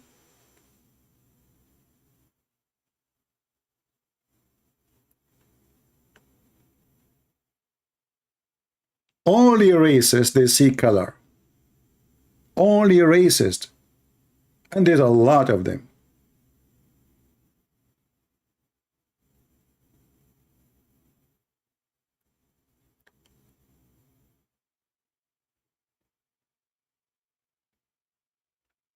Anyway, do we have any brave Muhammadan would like to call us?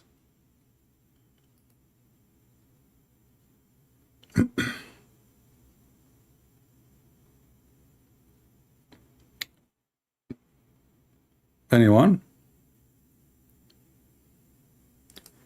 Every single stupid miracle in the Quran is defeated. Get my books and read and laugh. And soon, actually, I'm going to publish my Quran and Science 2nd edition in Amazon, so you can have it, because people are asking for it for long. Any Muhammadan? What a drama! What a collapse of this cult. You see those people, it's like God is great. God is amazing. Sometimes you ask yourself, okay, why the Lord allow those people to grow? Like, they became famous and etc. It sounds like there is a moment where those famous ones, they will drop their poo-poo over the devil. And the more they grow, the more the poo-poo will become like a big, huge nuke.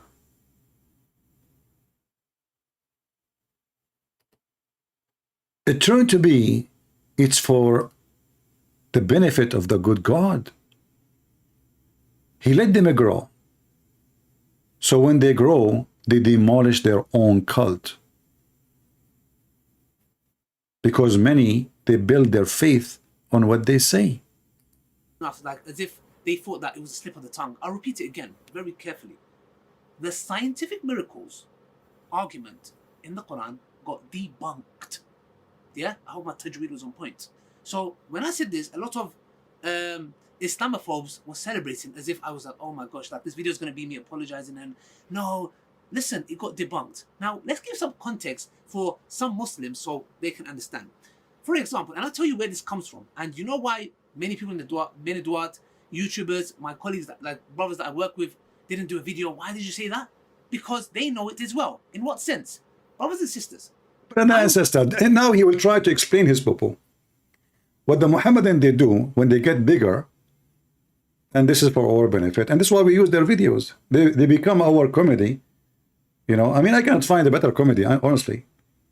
Like, I laugh at Muhammad, I laugh at the Hadith, I laugh at the Quran, but those, they are like the Christmas light. We, you know, they are the comedy, the best comedy ever.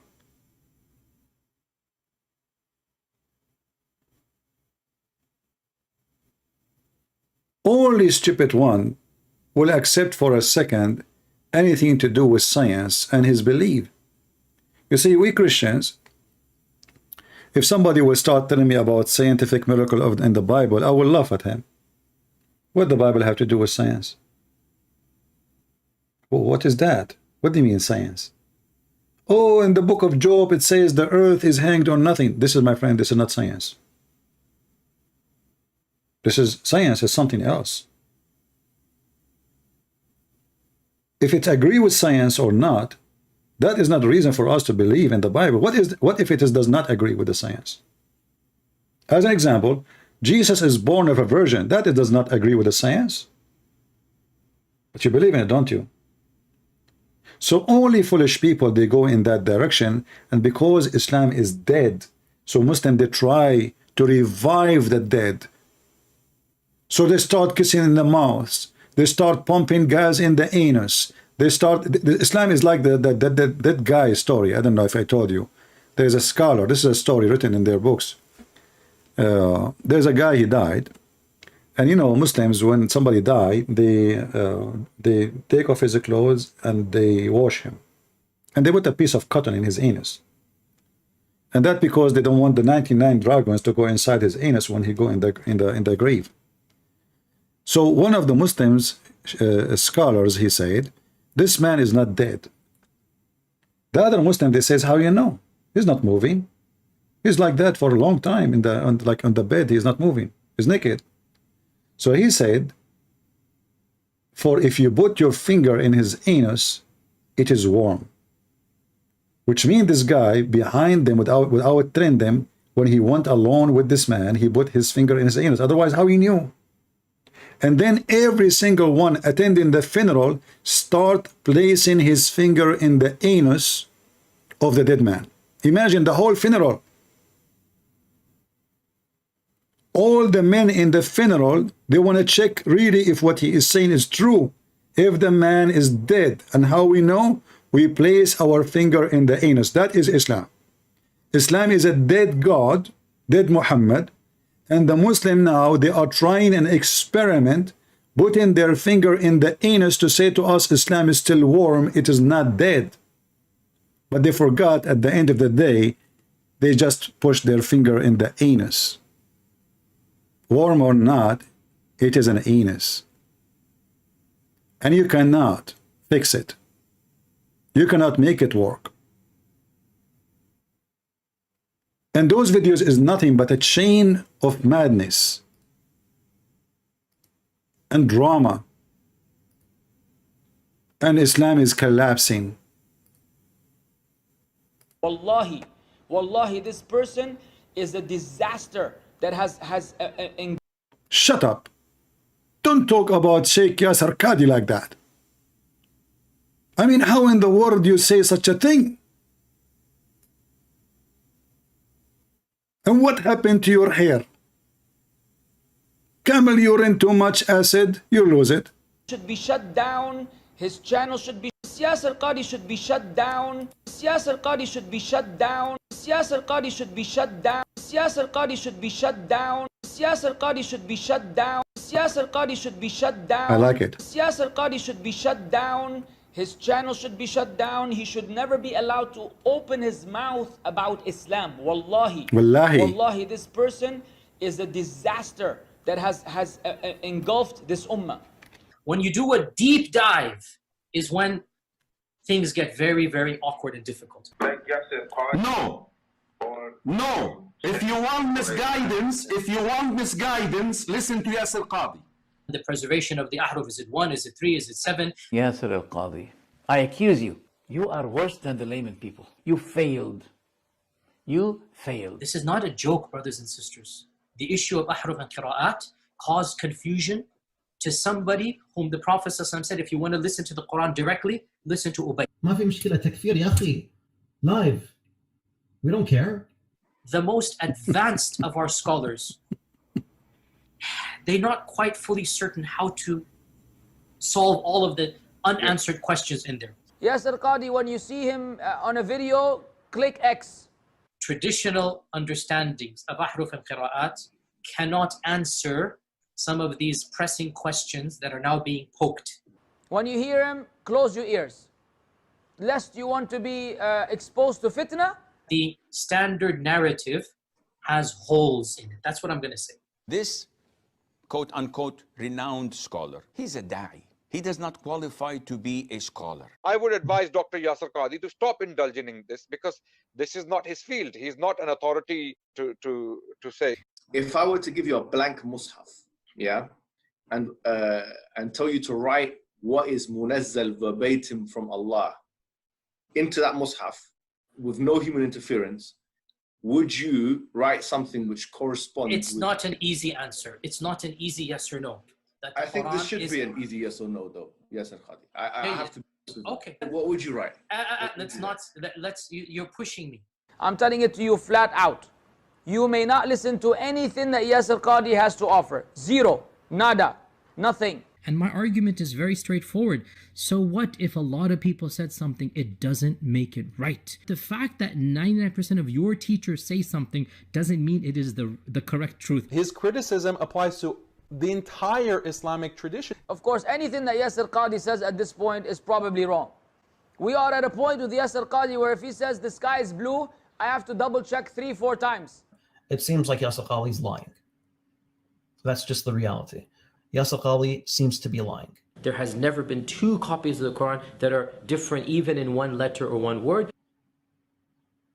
Is that true? It's not true. If you were to compare 2 printed Qurans, you're going to see differences between them. And By the way, this video is made by Hatoon. So if you want the video, it's here. This is not my made. I'm not going to collect a bunch of kids here. But anyway, it's just for fun. Second video, he's clear about the reality and he affirms the reality. So those are 2 different things. I wish and pray that Allah Azza wa Jal will guide him. Allah guide him, Ya Rabbi guide him. And if Allah doesn't have it in His decree to guide him,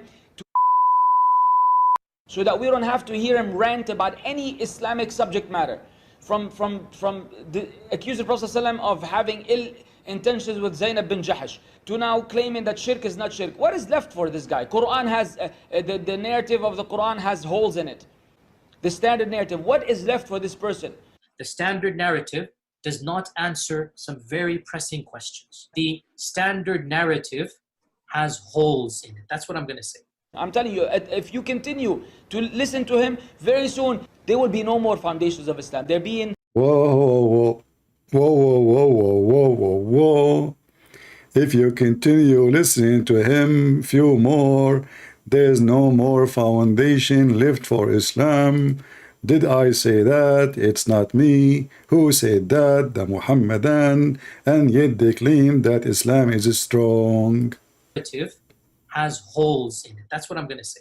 I'm telling you, if you continue to listen to him, very soon there will be no more foundations of Islam. They're being destroyed in front of you, one after the other. I believe that he finds the topic of the qira'at to be problematic for like the layman audience, and therefore he simply lied. That's what I believe.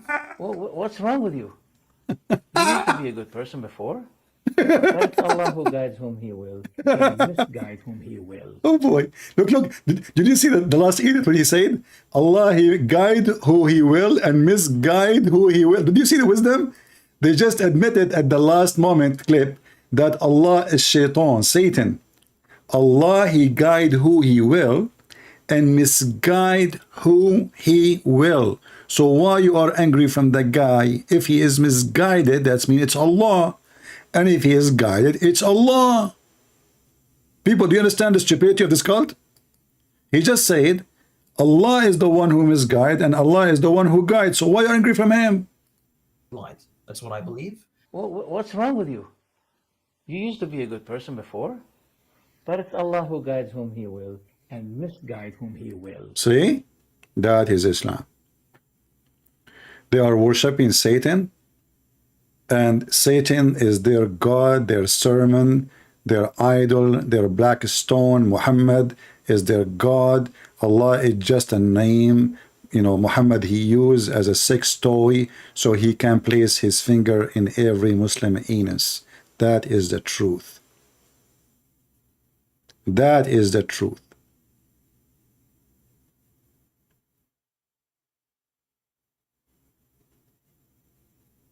And you cannot even find one Muslim. Muslims are not attacking him. Every Muslim attack the other Muslim. Why? Because this is Islam. Who is the one who killed the Caliphate Uthman? Muslims. Omar. Muslims. All of them. Who killed them? Muslims. Who killed the family of Muhammad? Muslims. Who made the daughter of Muhammad lose her baby? Omar. Who is the one who burned her house? Omar. Who is the one who caused her death? Omar. Who is the one who took an army to kill Ali and his family? Aisha. She took 10,000 men army to kill Ali. What a filthy religion. A bunch of criminals, the companion of Muhammad. This is Aisha, the one we say she was a child when she married Muhammad. Now she is a beast. Muhammad, he died. And Muhammad, he made her in a certain position because of her father. So now she is abusing her position after Muhammad's death, her and her family, and she started killing everyone who opposed her or opposed her father, including Ali.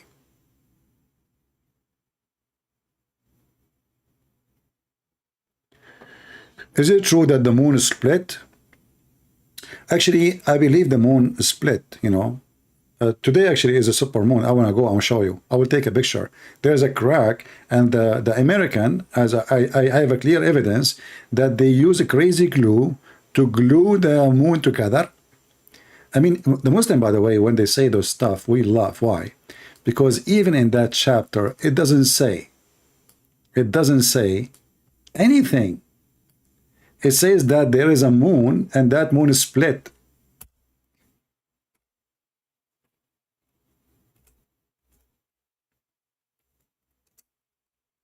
It doesn't say who did it. It didn't say when it happened. It doesn't say what happened. Always says the judgment day is night and the moon is split, which means it's a false prophecy, because Muhammad, he predict that this is a sign from God, and Allah told him that this is the sign of the judgment day started.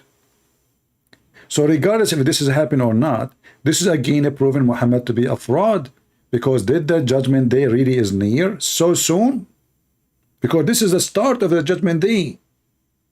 Otherwise, why Allah he split the moon? Same time, he said, when they see a miracle, they turn aside away and they say this is a magic. Who is the one who saw the miracle? You see, if the moon is split and Muhammad, his existence was 600 years after Jesus, the moon should have split around the world, at least the areas where there's night. Correct? Which means all the territory where the Roman are located, they can see the same moon in the same and Persia and even Pakistan and even in part of India. So they can see how the moon split, but there's no historian ever report such a thing. The stupid Muhammad, he is talking about eclipse and he claimed this is a miracle from his God because they keep asking for a miracle. Same time, if you search in the Quran, you will find in the chapter 13 as an example, still the Arab, they say to Muhammad, we wish you have only one sign, just one sign.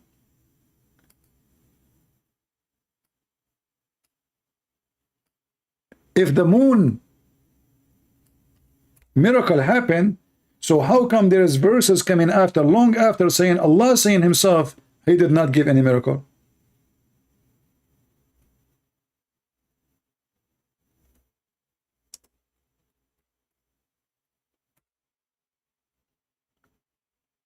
Chapter 17, verse number 59 as an example. Al-Isra. Just to show you the stupidity of this Quran. The same chapter is about supposedly Muhammad going to the moon or to the sky, right? And this goes in verse number 1. Verse number 1 saying, praise be to Allah, the one who took his slave to the heaven. Okay, wonderful. Then how in the world you say you're stupid? Few verses after, 59 verses in the same chapter saying you never did a miracle to Muhammad. Are you with me? Imagine I'm writing a book, and then in the first page I say, guys, today God, he took me to the 7th heaven. What an amazing miracle. And then in page number 59 say, my God told me he refrained from giving me any miracle. So how you do say in the beginning, in the first line, that you did a miracle by taking me in the top of a flying donkey, and the donkey, he was shied away from me, and then the Jibreel, he scolded him, he shouted at him, says, shame on you, don't you know that this is the Prophet Muhammad, who is the most honorable person in the world? When the donkey, he don't want to, ride him. And then you say that Allah, he refrained from sending miracles because people don't believe it anyway. Which means even the Quran itself is not a miracle. Because if Allah is saying he refrained from sending miracles, and this is a verse in the Quran, that means the Quran itself cannot be considered as a miracle. Because the Quran says Allah, he refrained from what? From giving miracle. So imagine I am making miracle now, and I say to you, I refrain from making miracle. If the Quran is a miracle, well, Allah is saying a miracle right now. So how he say he refrained from miracle? Are you with me? Anyone have difficulty to understand what I'm saying? The Muslim, they say, another side, they say the Quran itself is a miracle, which is stupid. I mean, the one who knows Arabic, he will see how silly it is. If the Quran is a miracle, so how Allah, he say he refrained from giving miracle? Isn't it the Quran itself is a miracle?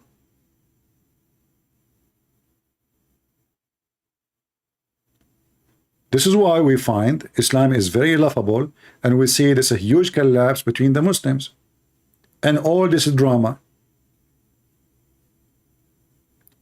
Name for me one person the Muslim don't make a video against him. One Muslim don't accuse him and attack him. Why? Because simply Islam is a scam. They are not in agreement in the scam. Everybody running his own business, a scam business.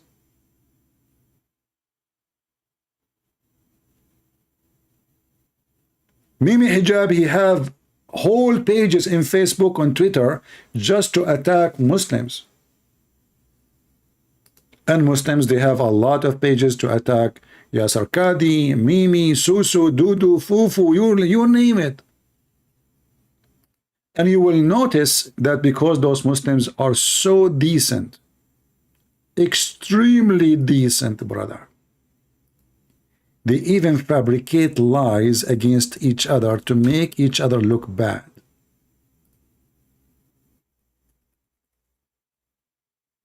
Can you believe it? And this is one of the tactics of Muhammad Hijab.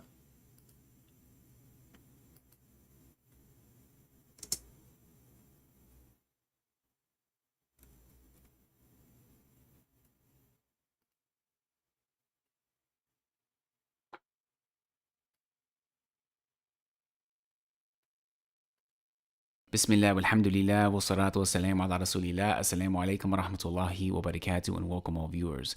Today we're going to be taking a look at this video that Muhammad Hijab posted entitled Sajid Backstabs Again.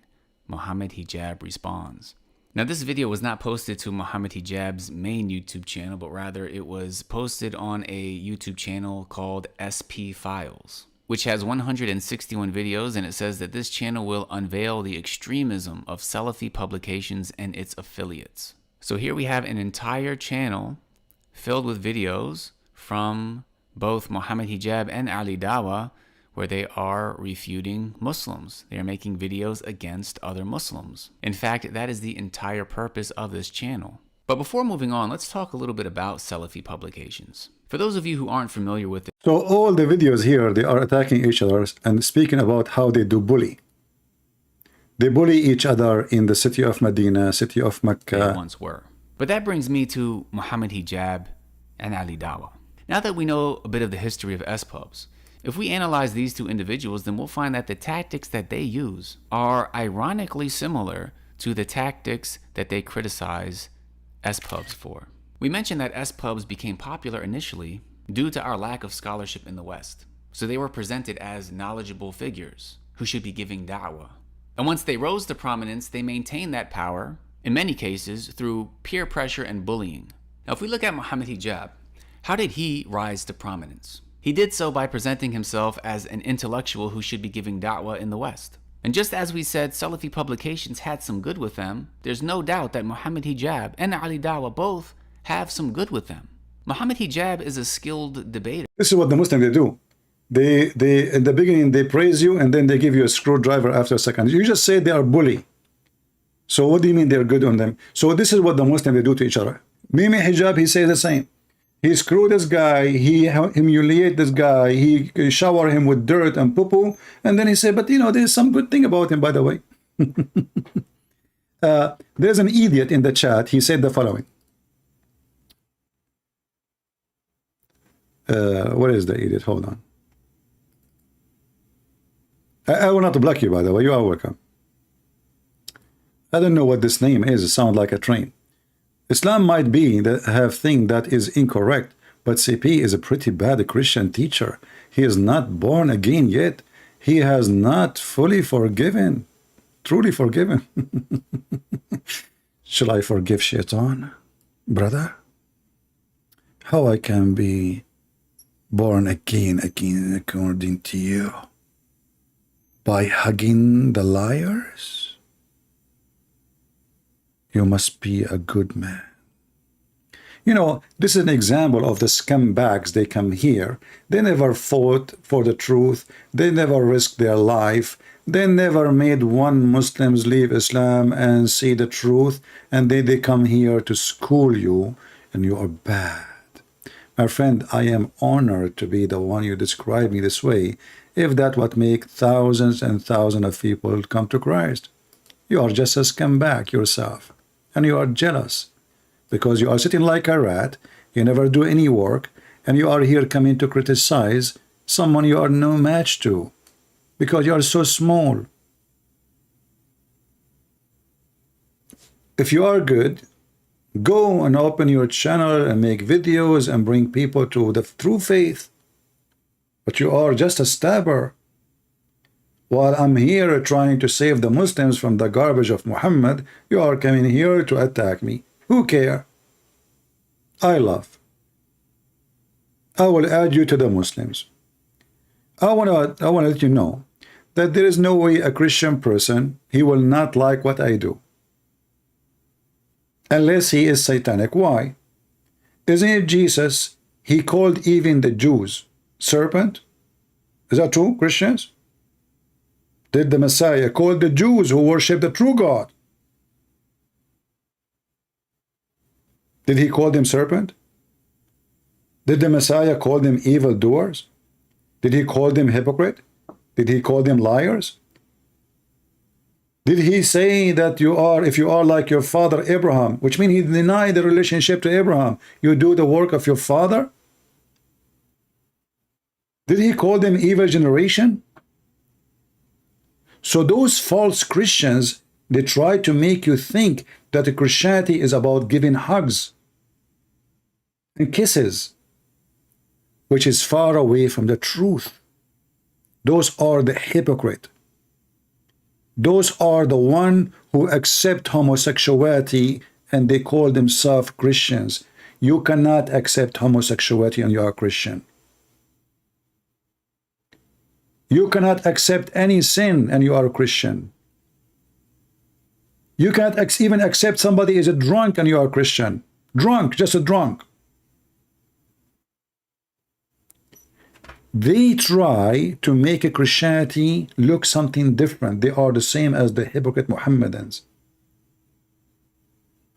They want to make Jesus as somebody is hippie. He was in the street, he have a ring in his ear, he have a ring in his nose, and he have a red dot in his head, and he was walking, and next to him there is Sadhguru. They want to make Jesus as a yoga teacher and sit down and relax. That is far away from Christianity. Those are false, evil people.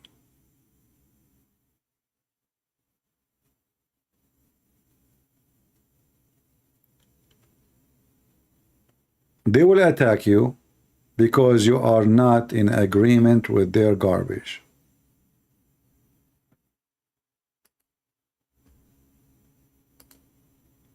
Fornicators, liars, cheaters, drunken, homosexual, all, I mean, First Corinthians, go and open it, and you will see. They don't go to heaven. But they don't want to read those in the church because they are hypocrite. This is how you know if a church is a church. Ask them certain questions. Ask them, what do you think about Islam? If they start saying we have the same God and they are from Abraham, the second the priest he said that to you, he is the priest of the devil. Get out. Ask them second question about homosexuality. If they say God love everybody and you know blah blah blah, blah, he avoid giving you the answer. This is not a church of God. Leave it immediately. The Bible says anyone who brings us other than the scriptures, let him be cursed. Do we agree? Anyone who brings us other than the scriptures, let him be cursed. So we follow no man, we follow the scriptures, which is God.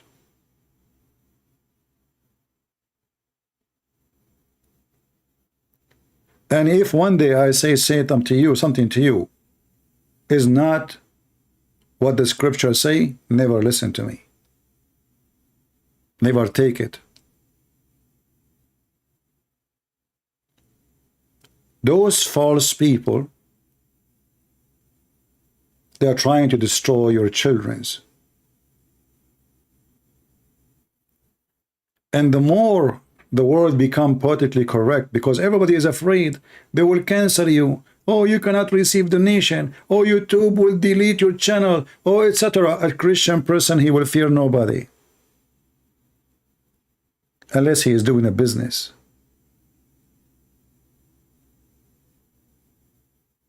They cancel me. Do you see I have only 100,000 subscribers? Do you know why? Because I keep losing my channels. I should have millions by now. Many millions.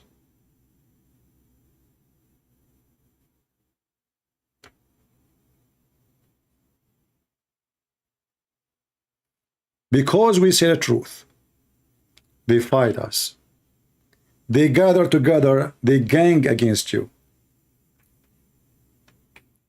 They flag your books, they flag your videos, they flag anything trying to cancel you just because you say the truth. And yet they claim that they are people of democracy and they are people who support the freedom of speech. And the second you say the truth, they accuse you of hatred. But we never teach hatred here. Never.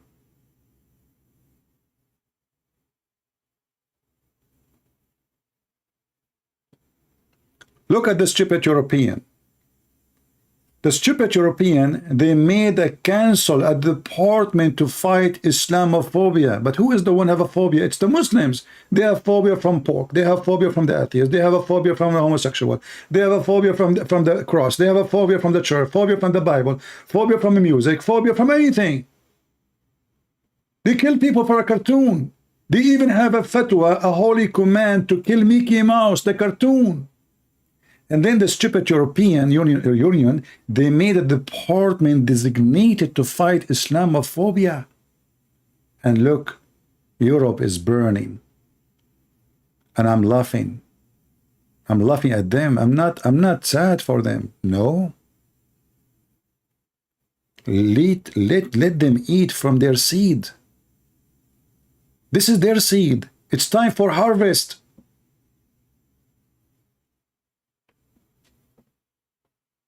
We warn them non-stop every day. And then what they do? They call you names. They call you Islamophobic. They say you are a hating person. You are teaching hate. But we never did so. We are just saying the truth. And those stupid, they keep bringing more people who hate them to their land. And who is going to stop them now in France? There are millions. The only way is civil war. This is how stupid those French people. Paris is not Paris no more. France is not France no more. Germany is not Germany no more. Go and see what they have. They do not know what they did to themselves because they did not listen. As the Chinese, they said, he left as a donkey, never come back as a horse. You cannot make a donkey a horse. Can you? And most of European today is in the stage of donkeys. And now if they are saying to me, they just walk up, they're too late. How you want to fix it? Make me the president of France. I will fix it in 24 hours. Very simple. Anyone will be caught burning a property of somebody else. Doesn't matter, he's a Christian, Hindu, Jews, anyone. Anyone will use violence in his protest, will be stripped from his citizenship, will be kicked out of the country, will be sent back where he is coming from. You will see every single one of them will behave, will never do that again. And make it a law for everybody. It doesn't matter what his religion. He's a Christian, he burned a car, kick him out of the country. He's a Hindu, kick him. He is a Muslim, kick him. You cannot build a country when you have a potato in the office.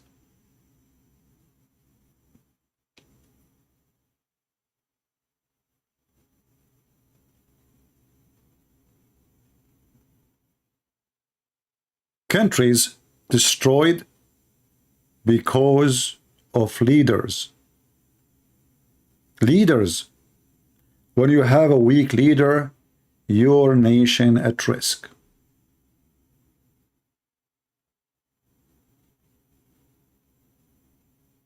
And this is the truth. Look at the stupid Israeli. Today they launch an attack on Jenin. 2,000 soldiers to kill what? 7 terrorists. But in this town there is 70,000 terrorists. So what you did? Nothing. Nothing.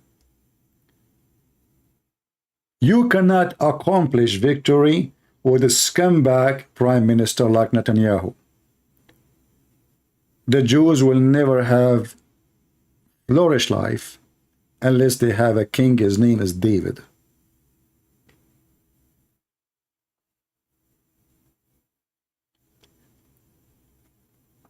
The European colonized every day. Now it is their turn. Some people saying, you can say whatever you want, my friend, but when European colonized, they did not do what those people are doing. And I will give you an example.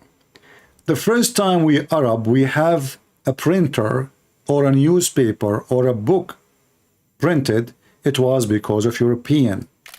The first time we have a train and electricity was because the colonized European. The first time we have a real school and real education, not a stupid Quran recitation, it was because the European. So you can say whatever you want, but the European, they brought a lot of advance. When the Ottoman, they occupied the Middle East became in the cave time. When the French and the other countries, they occupied the Middle East, they jump like 100 years from behind.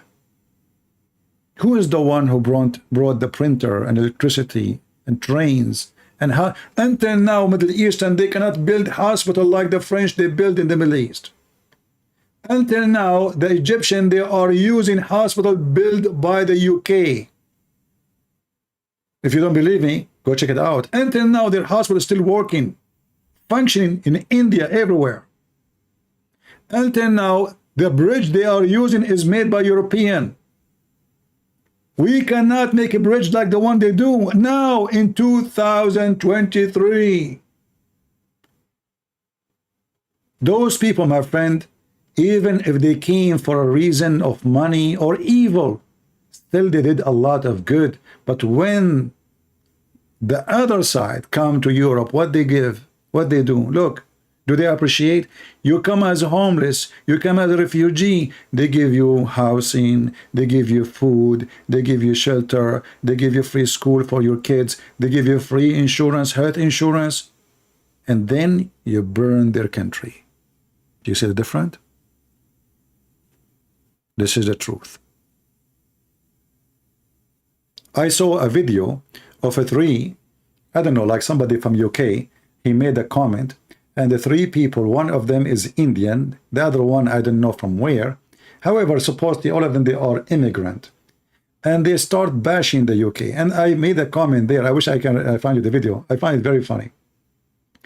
I mean, they are saying that the UK did nothing to India. Yet they are wearing their clothing. They are using their language. And until now, they are using their structures. And they claim that the UK did nothing good to India. The Indian, the Hindu, they used to burn women alive when the husband died. If you don't believe me, search it in Prophet Google. They used to burn women alive as if she is a chicken barbecue just because the husband he died. They put all the stuff belong to the husband in the fire, including the wife. So here we share the truth. When you do ugly, we say you are doing ugly. When you do good, we say you did good. As you see, a second ago, I was speaking against European. A second after, I'm speaking for the European. Why? Because I'm just saying the truth. When they do good, I say they did good. When they do bad, I say they did bad. If you go in the TV, you will see that they say that the Israeli are occupying Palestine, but it's the opposite. It is those Arab occupying Israel. This is the truth. Even the Quran says so. Imagine if the one who have the army of Israel is the Muslims, what they will do to the Jews. Imagine if the one who they are Palestinian is the Jews now, the situation change. And the Jews and Hamas are the government. And they are the massive army. What will happen to the Jews? Do you know the answer? Don't you? They will slaughter every single Jew in one day. This is the truth.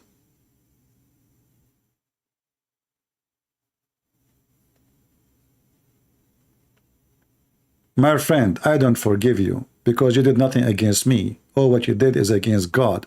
Because if you're a decent man, you will not attack somebody saying the truth, trying to save Muslims from their filth, from Muhammad. You do not know me, you idiot. Forgive you for what? I don't need to forgive you. Who care? You can say whatever you want about me. Do I care? You are just an idiot. Forgive what? You're a dummy. Did somebody beat me? Did somebody kill me? I do not need to forgive anyone. Even the one who insulted me, he did not insult me. He's insulting himself. And this is why they don't dare to debate me, they don't dare to refute me, and they don't even dare to say, I'm going to do it.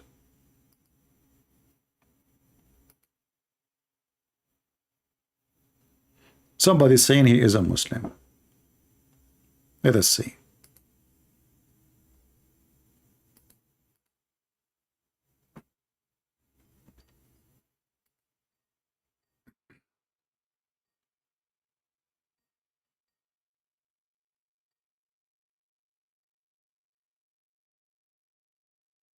Well, calling this guy. Let's see if he would answer.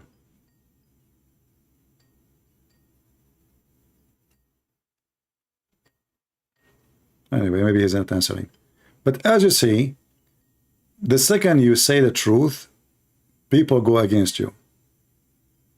Just be a hypocrite and be politically correct, and then everybody will say to you, God bless you. You're a wonderful man. Yeah? Then YouTube will allow me to receive donation. They will allow me to have advertising. I will be a person whose video appear everywhere. I will have my millions of subscribers. I will not lose my channels. Everything will be fine. Don't say the truth.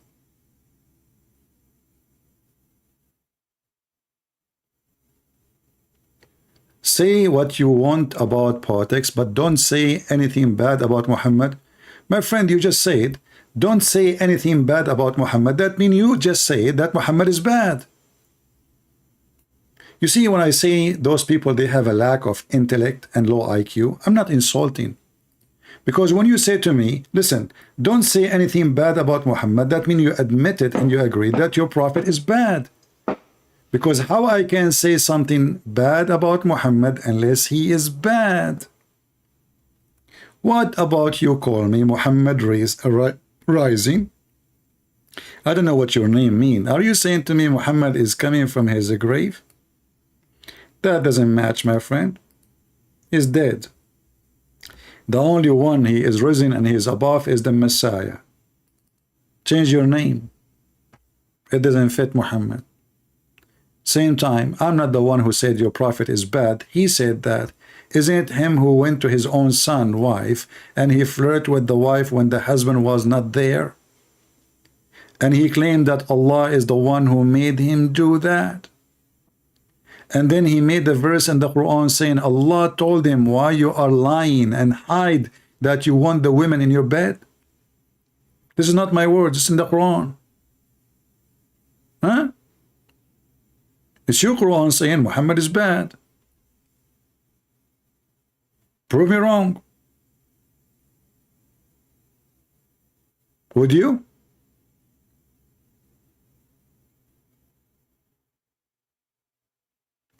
When your prophet, he ordered Muslim women to give their boobs to an adult man, is he making fun of you or of himself, of his God? He's making fun of who? He's making fun of somebody. What kind of a prophet he ordered your mother to give her boobs to the neighbor? And yet you Muslim, you claim to be conservative. Can I visit you?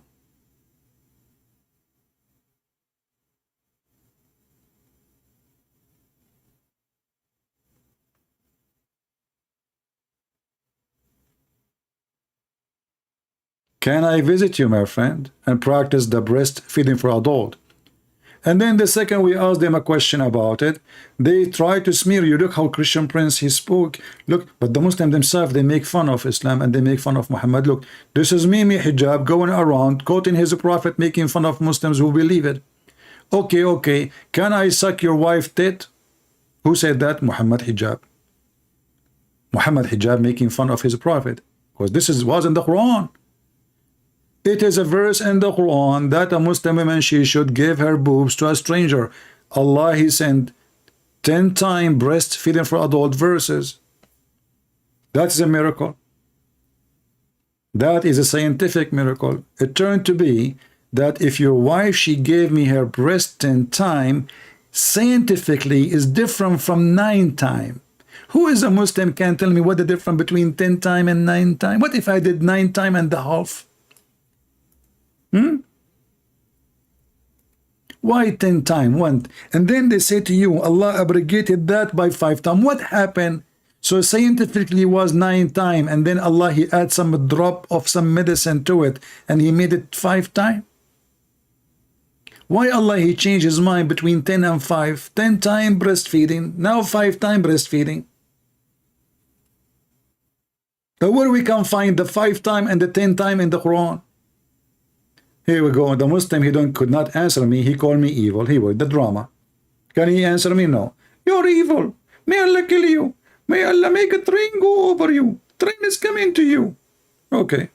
You remind me of your prophet. He kept praying to Allah and nothing happened. This is from God. And where is the verses? Where is the verses came down in the Quran? Where we can find them? What the Muslim they say? The goat ate it. What Christian say? Christian Prince say? Well, I don't believe the story of the goat. Maybe the goat ate the Quran, yes. But there is no way that the goat ate your memory, Muslims. So let us say the goat ate the Quran. Did the goat eat your memory? Don't you Muslim, you say we memorize the Quran by heart? Huh? How many times we heard them saying that they memorize the Quran by heart? And then we ask them, all right, as long as you memorize the Quran by heart, who can recite for us the chapters of the breastfeeding for adult? They say to you, the goat ate it. Okay, my friend, the goat ate the paper. He did not eat your memory. Are you sure this was a goat, not a Trojan horse?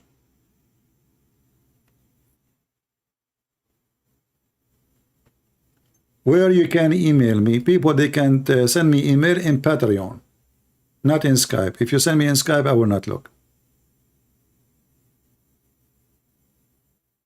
Any Muhammadan? This is how the Quran preserved. And this is in your book. And Aisha, she ordered her sisters and her nieces to give their boobs to anyone who want to attend to her.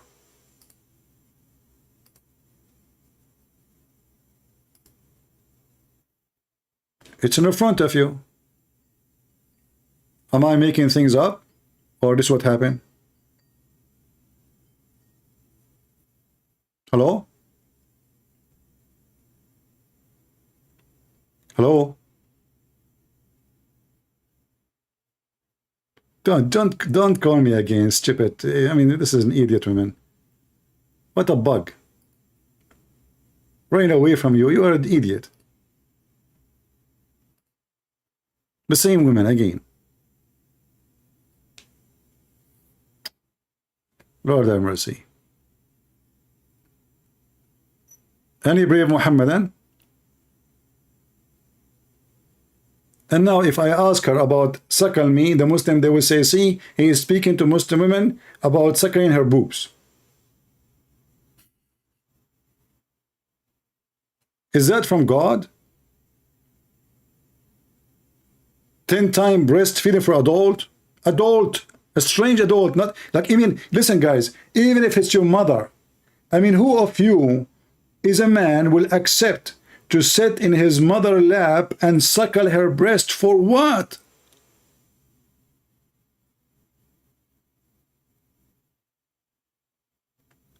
Muhammad was making fun of this woman, and he claimed, because now everybody's talking about it, he claimed that Allah gave him those order from Allah.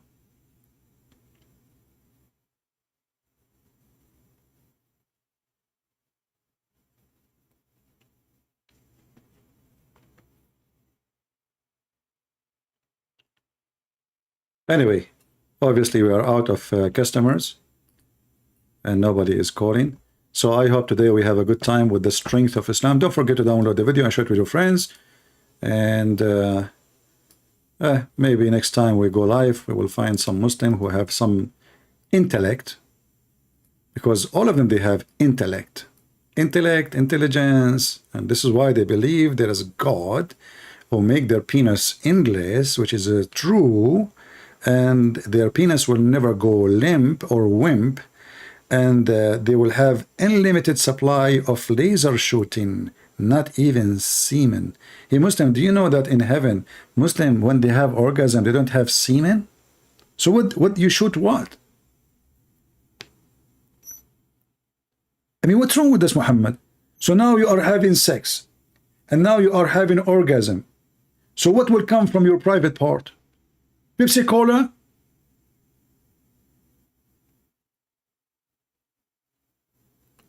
I mean, this guy, the more you read about him and what he's saying, the more you notice how crazy he is. Even your gun in heaven is shooting blank. Once, I was saying, a Muslim, he says, how much you know about Islam? I said, hey, ask me anything you want. And then I made a challenge. I said, okay, give me 3 words in the chat and I will give you a story about it from Islam with the reference. So the guy, he decided to make it impossible. So he said, okay, tell me a hadith about microwave. And how in the world you will find a hadith about microwave? I mean, microwave does not exist in the time of Muhammad. And the guy, he said microwave because he thought there's no way Christian Prince, he can get something about microwave. I have a hadith about microwave. Let me show it to you. The fastest microwave ever is the Islamic microwave.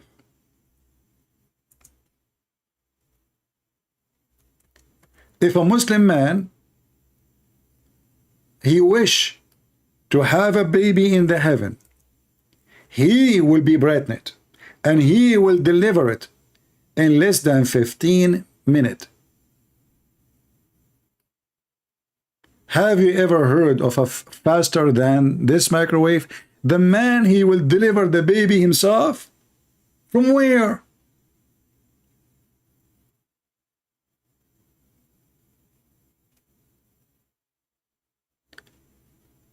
The guy was astonished, supposedly he made it impossible, microwave.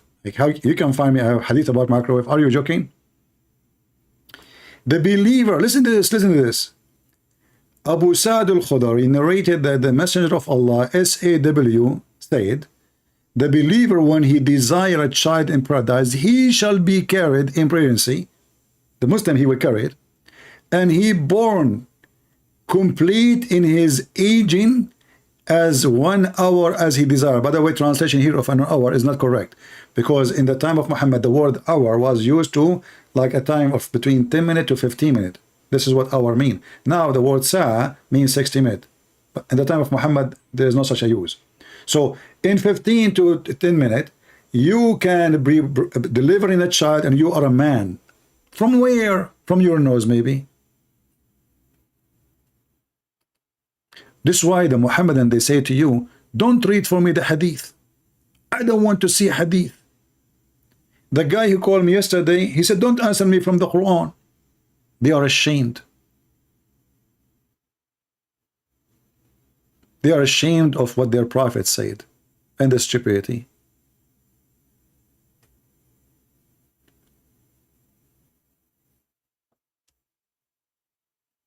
Yeah, I agree. This is a miraculous thing, Yeah. Like there's a guy from Hamas.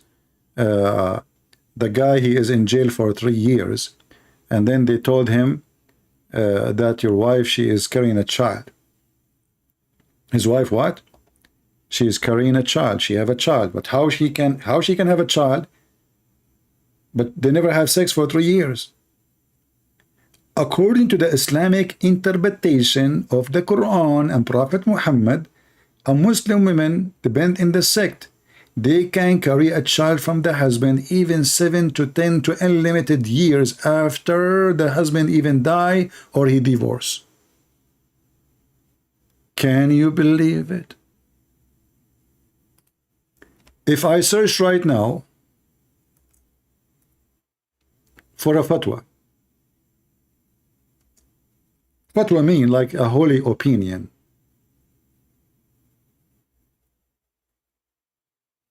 What is the maximum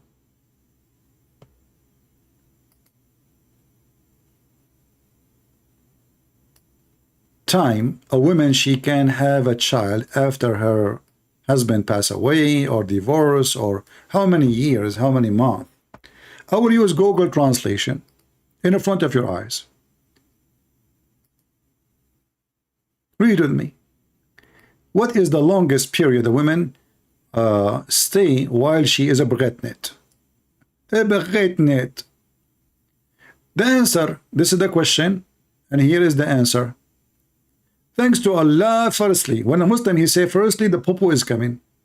Firstly, secondly, thirdly, fourthly, fifthly, seventhly, eighthly, etc. Read and die laughing. According to Malik and Az-Zuhri, 6 years.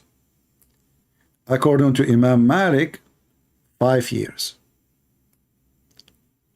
According to Ash-Shafi'i al-Hanbali, 4 years. 4 years! You divorced your wife 4 years ago. She will call you. She will say, honey, come to the hospital to pay for the bill. What bill? For your son. What's my son? I divorced you 4 years ago. This is your son.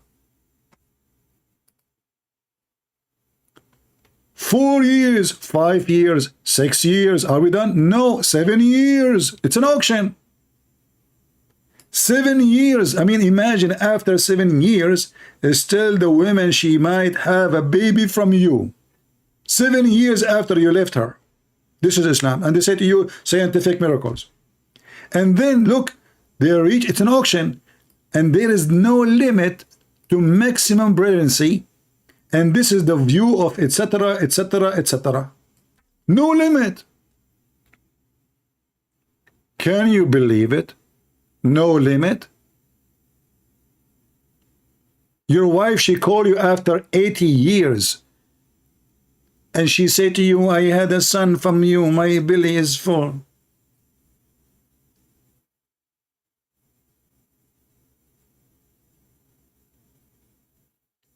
Can you give a link and also video shake?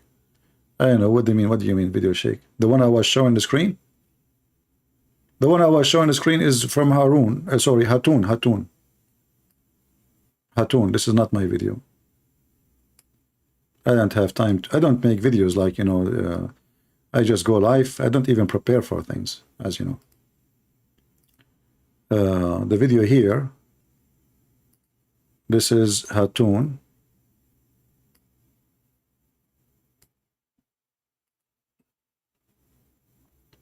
Hatun Tash. Our gift to Yasser Qadhi holds in the narrative anniversary. Anniversary. That's a good one. All right. I would like to see you debate Daniel. My friend, I invite them all. I made a challenge for this guy a long time ago, but he will not dare. You see, this is why we laugh at them. You will notice they don't have a problem to come to David Wood, right? Or Apostle Prophet, but they are very much intimidated, all of them, to get close to me. If they say they cannot call me, I will call them in their channel. Give me your Skype. You can go live in your channel. I will go live in my channel, and I will call. They don't dare. They are potatoes, because they knew that will be the end of their career if they speak to me. That's why when I call Mimi Hijab, who challenged to debate me, when I call him, he hang up on me in 7 minutes, more than 7 times. And that's it. No debate happened. Did you say that? Hang up on him. Did you say that? Hang up on him.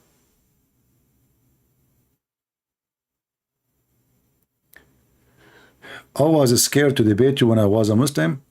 You should not be scared to debate me, because if you are seeking the truth, I mean, what will happen? Either you find the truth, or you find me lying to you. You should not be fearing anything.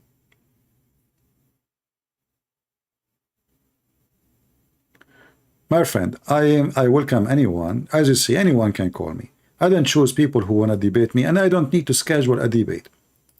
If people are serious about debating me and they are capable, the question is why they don't do it. You know, how many Muslims they knew? A lot of Muslims leave Islam after calling me. So shouldn't those Muslims call so they can get this guy busted? Right? Isn't this their duty? How come they want to debate Apostate Prophet? How many times Lili Dawah and Mimi Hijab, they spoke to Apostate Prophet? How many times even they ambush him? Ambush me. How come they don't get close to me? I want to know. Shabir Ali, he debated every one of them. ABN TV, you know, they supposed they schedule a debate between me and him. I told those people in ABN TV, don't tell them this is a Christian Prince. But those people, they are in. I mean, Christians. They told him. The guy, after they told him, he went to Amazon and he bought my book.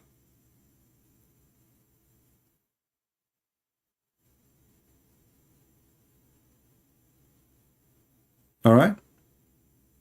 And right away, he sent an email to ABN TV saying, he apologized from debating me.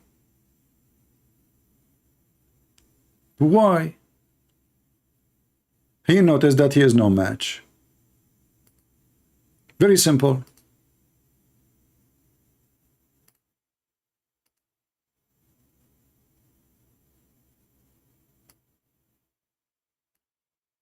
If it is apostate prophet, he will be there. If it is David Wood, he will be there. If it's a Christian Prince, he sent an email saying, well, you know what? I am doing my PhD. And since then, he is doing PhD. Since then, his PhD never finished.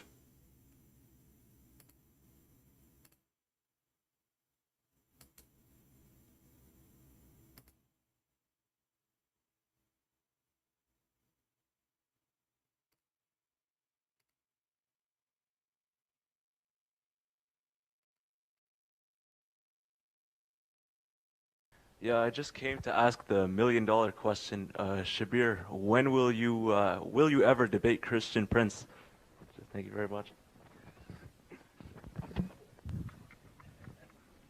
Yeah, for those of you who don't know Christian Prince, he is a personality who has been operating some sort of an internet radio broadcast, as far as I can remember.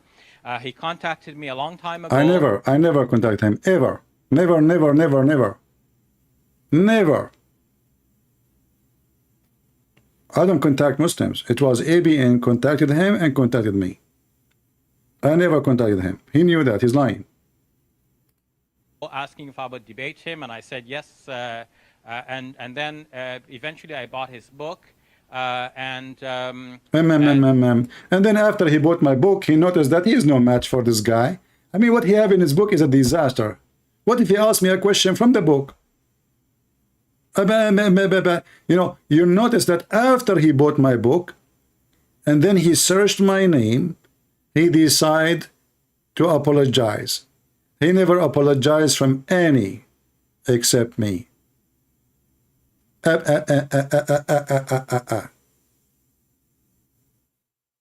second they knew that you speak Arabic, the second they noticed that you have a very good knowledge in that topic, the second they knew that this guy never been defeated in a debate, that second they will say bye-bye.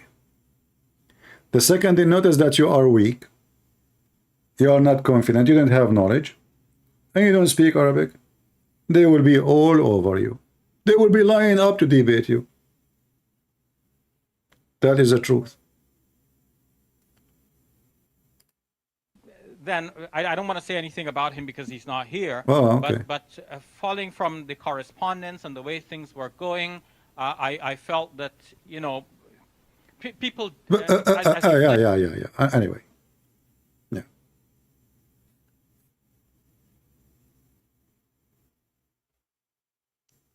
Yeah. What if I ask him a question from my book? My book. He have it now, right? He will study it. He will not be able to answer. When you read my books, you will notice that there is a treasure of information there. Information you never heard before. And I'm sure he himself, he was astonished. Listen, when you see Muslims reading my book, shouldn't they make videos, tons of videos refuting me in my book? Shouldn't they? Nada. I have thousands of disasters in my books. Not a single Muslim dare to open a page and say, look what he is saying. Actually, there's one, Potato. He made a video about my book, Sex in Allah, and he says, we cannot find this hadith. And then it took me 2 minutes to get them busted, all of them. Fifi and her sister, I don't know her name, you know, and I found them the hadith. They said it's not exist. Ha ha ha. Where is that hadith? Ha, ha, ha. We can't find it. What an embarrassment.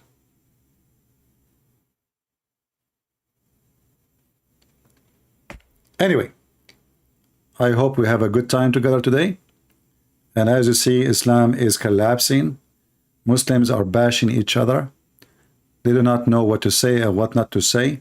I advise the Muslims to see a shrink, all of them, and I'm willing to take them all. Or they can join the shrink, their new shrink. He's a pimp shrink. He will use a webcam business to make you understand the word, you know, in a better way. Look at him. Subhanallah. He looked like a perfect genius.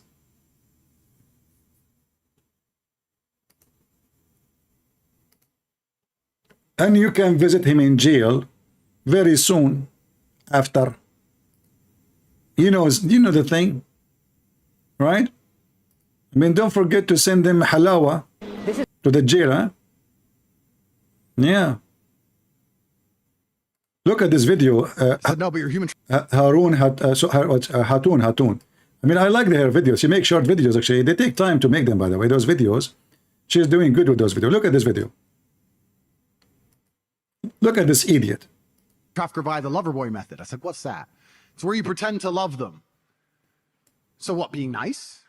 Guys, he's being nice. He's being nice to the girls he is sleeping with. He's making them open their legs for the camera, making millions of dollars. He's being nice to them. I mean, do you see the charity? Do you see the nobility? Do you see how noble he is and how they are biting his charity work? The pimp camera business was a charity. Helping them, being nice to them. Disgusting girls. Disgusting. No, but you're human trafficker by the lover boy method. I said, what's that? It's where you pretend to love them. So what, being nice? So I was nice to some girls 10 years ago? Is that my crime? Maybe I did love them. But we're not together anymore, so what? I pretended? Who said I pretended? Prove I pretended to love. Prove it. And then what did I pretend to love them to achieve? I was all about trying to get paid. Like I used sex as a tool to make women love me so they'd obey me and live in my house to make me money.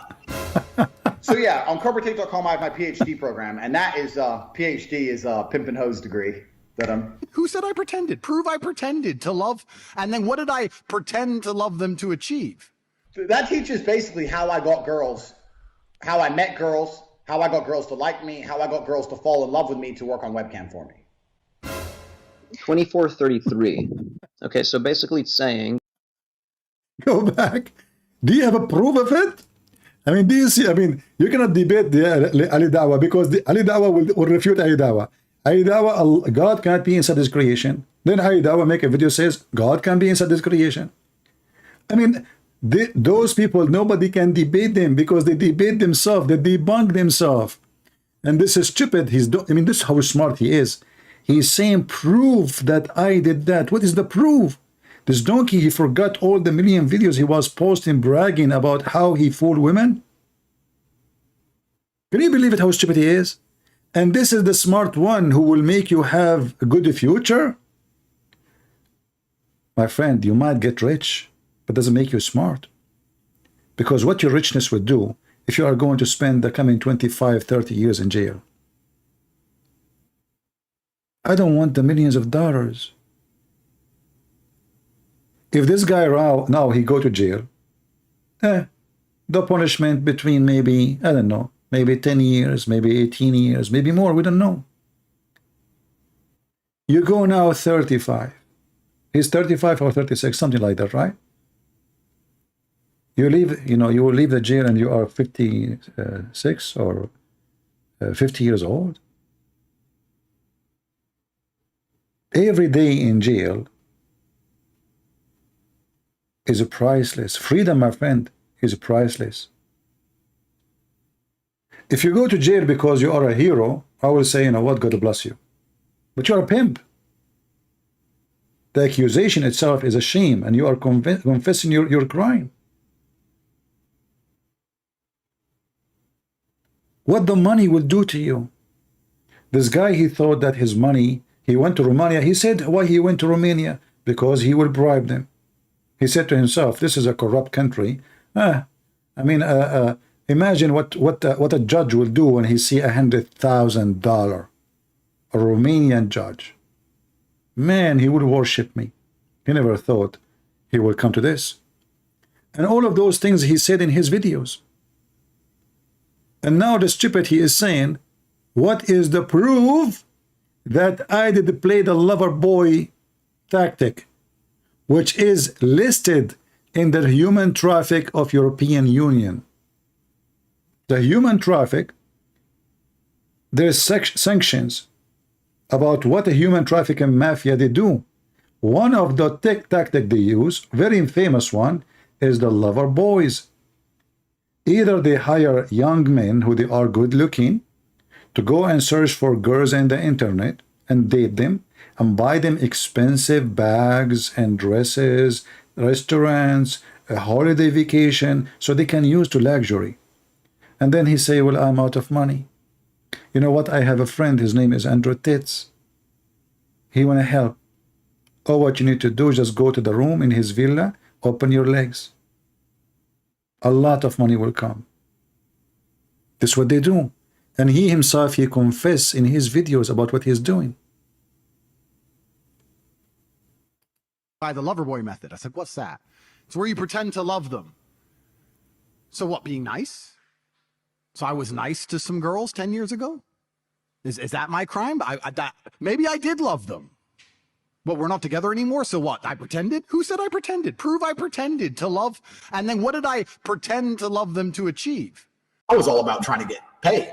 Like I used sex as a tool to make women love me so they'd obey me and live in my house and make me money. I use sex as a tool to make women love me and obey me, so they live in my house and make me money. That statement will cause him at least 10 years in jail. Just 15-second statement. 15-second statement.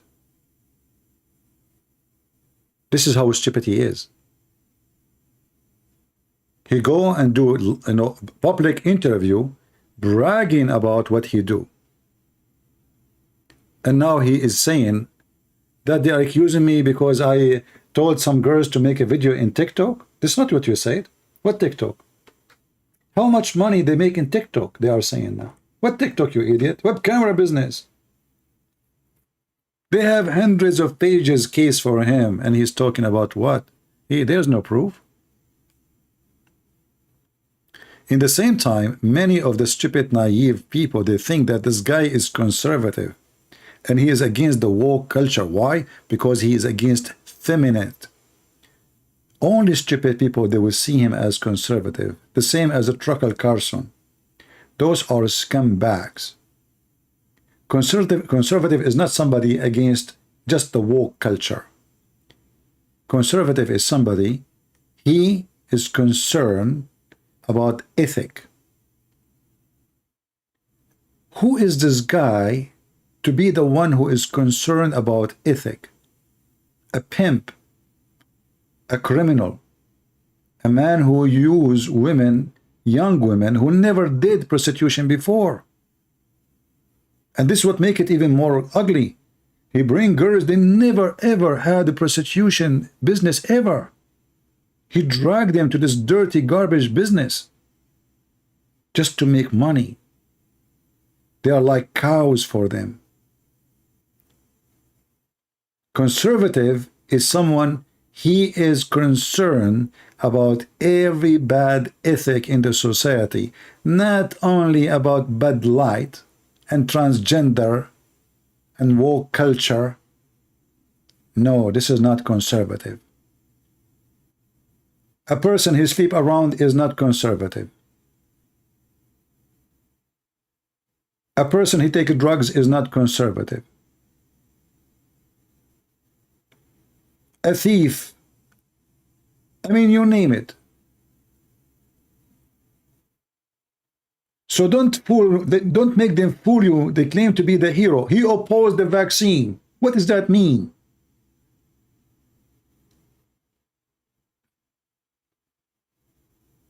There's millions of people oppose it, and that make you conservative. So there's many naive young men, they think of this guy highly because they are so stupid, ignorant. They don't see farther. They are just blinded by the this is why he buy those expensive cars, because those kids, when they see those cars, their saliva come out like dogs. They want to be rich like him. He take pictures and videos of himself with the beautiful girls with short skirts, and those youngs, 20, 21, 23, 25, they look what he have with him. Look at this sport car.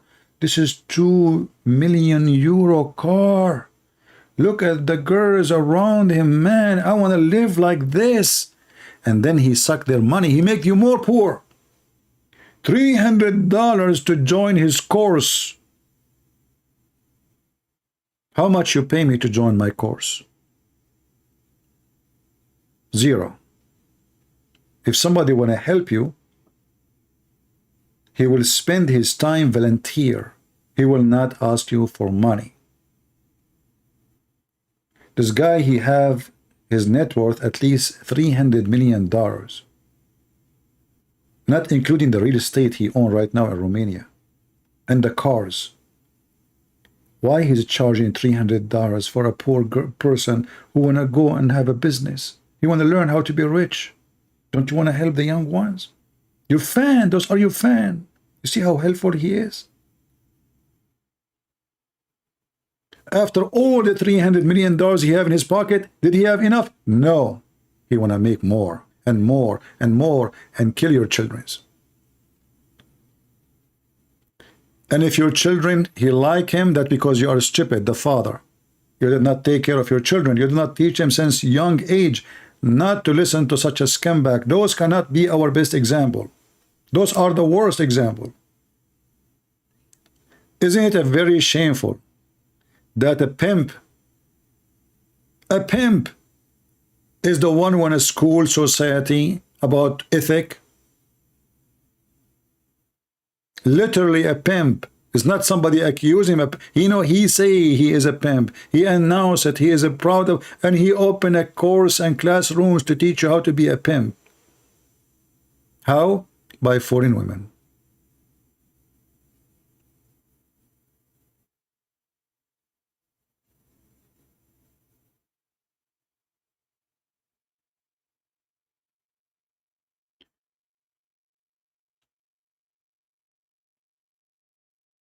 So my friends, don't let the foolish one fool you. Their end is a disaster unless you care to have an end like them. And money, all of us, we need money. All of us, we have needs. But you cannot buy everything with money. Those people are lying to you when they say to you, you can buy everything with money. Is he going to buy his freedom out by money? Let us see. And actually his weakness now that he is famous. You know, if nobody know him, maybe he can bribe the judge in Romania. You know what I mean? If there's not too many cameras and journalists and, you know, a lot of lighting, his money might save him. He might save him from his evil until one day somebody, his daughter is used and abused, he go after him. Trust me. Always the end for those people is bad. There's a lot of people who hate them for what they did. Somebody, his daughter was a victim of him. Somebody, his sister was a victim of him. You never know what people they can do when they lose their mind.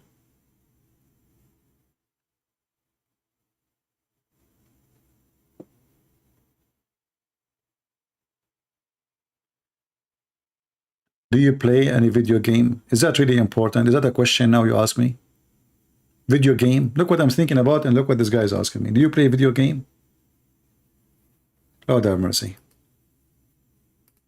Do you think someone like me have time to strip at games? If you spend your time, let me give you an advice. If you spend your time to play video games, I'm telling you, you are killing yourself. Time goes so fast. You are 20 years old now. Trust me, you will be 50 in no time. and then you wish that every minute you spend stupid game doing stupid games, you wish to take it back. What stupid game? What those games will do to you? Go read, educate yourself, search, work. Help your family, build life. You know, buy a house, buy a property, get married, be a man. Don't what game?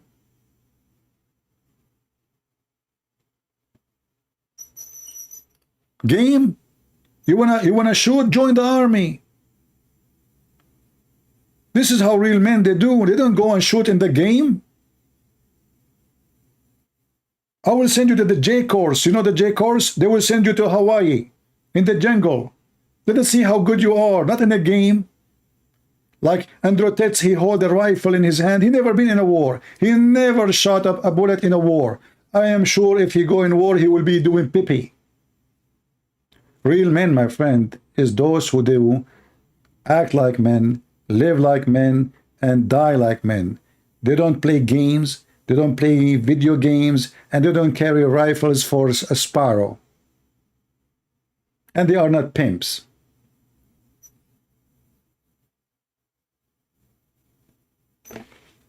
Don't waste your time. Advice from me to you. I'm not making fun of you. What games? Especially those who spend the whole day playing games. You lose your eyesight. You lose your money.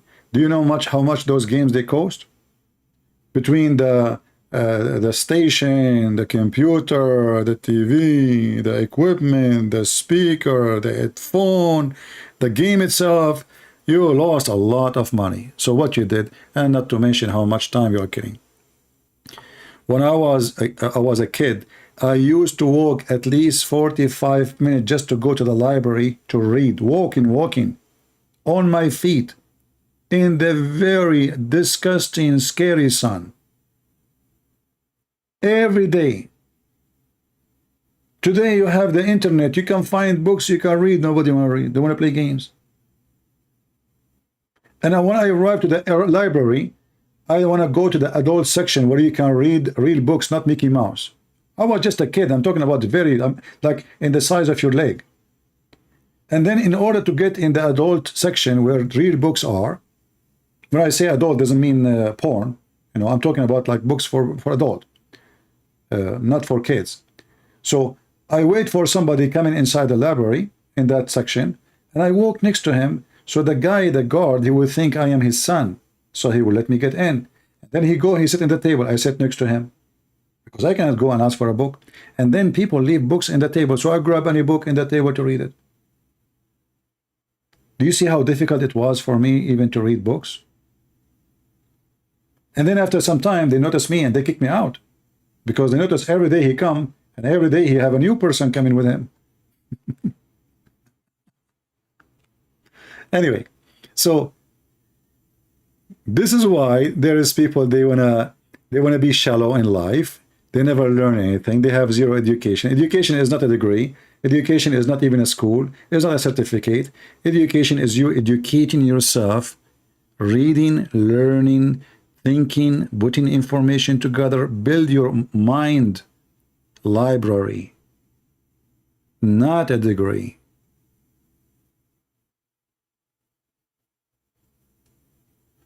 In the army, you cannot click save and load button. Yeah. In the army, they will, you know, you see, the army actually is good for young ones because it train you how to be organized, to switch you from the spoiled, easy civilian life, you know, to very tough life, especially like depend where you go, like, you know, like I mentioned, the J course, the one they do in the jungle course in Hawaii, you know, from 100 people, maybe 50 they will pass. So when you join the army, you change, you yourself, you change. There's a huge difference will happen in a few weeks. From a spoiled person who his mom, she come to his room, son, do you want tea? What do you like to eat for breakfast? To a drill surgeon coming and shouting in your head, stop, you stupid idiot, stand up. Then you will notice that life is not what you saw, it's not what you see in your mom's house. A young man, he will transform so fast from a spoiled, from a loser maybe, game, nothing in life, to a person who is very organized, a lot of responsibility, and a very tough life. And this is a good thing actually for a child. I mean, somebody is just young, 18 years old, will put you in the field of real men fast. Not someone like Andrew Tate. He don't make you a man, he make you a pimp.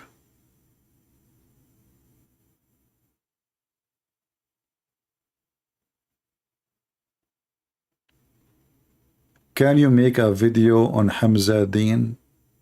Okay, I mean, I make video about everybody, but this guy is not worth it. He's just so stupid. I mean, the famous one, we are making them shish kebab. Who is this guy? No, they are just a stupid idiot. Anyway.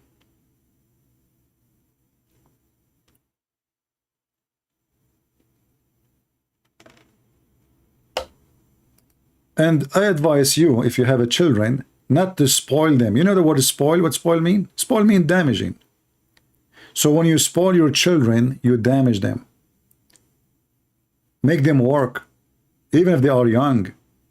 The young one, tell him, go and cut the grass out. Let me see, I will watch you. Watch them to be sure they are not going to get hurt. Teach them how to work. Teach them how to make money from real work.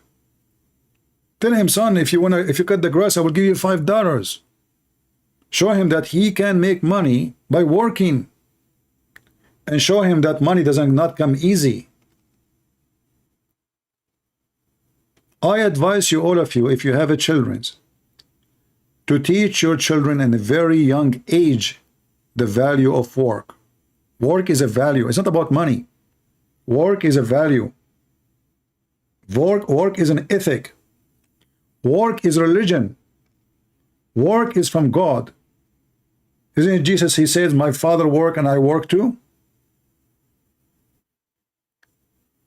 If you don't teach your child in a very young age to wake up early in the morning, clean his room, prepare his bed, dress himself, and do something useful, he will be a lazy potato couch for the rest of his life.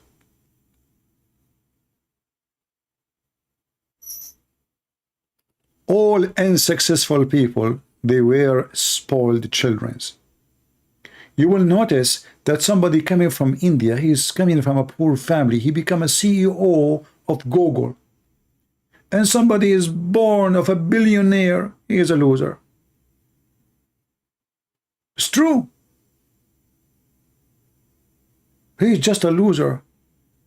All the children, most of them, of those actors and artists and etc., they die from drugs. Those who they are coming from poor countries, they are more successful. Why? Because life was tough on them. They learned the value of work. They learned the value of working hard and making life good. They don't wait for life to give them good. They make it good. In America, I never saw, at least in my area, an Asian is begging for money or an Indian begging for money. But I see white people, I see African black people, American born. Why? How come a person, he come from the Middle East, he have a gas station? He's immigrant. He come with no money. Why somebody came up from India, he used to have a bicycle in India, and now he have a company. And then a person who is born in this country, black or white, he is begging for money in the street, sleeping in a tent in San Francisco. Something wrong.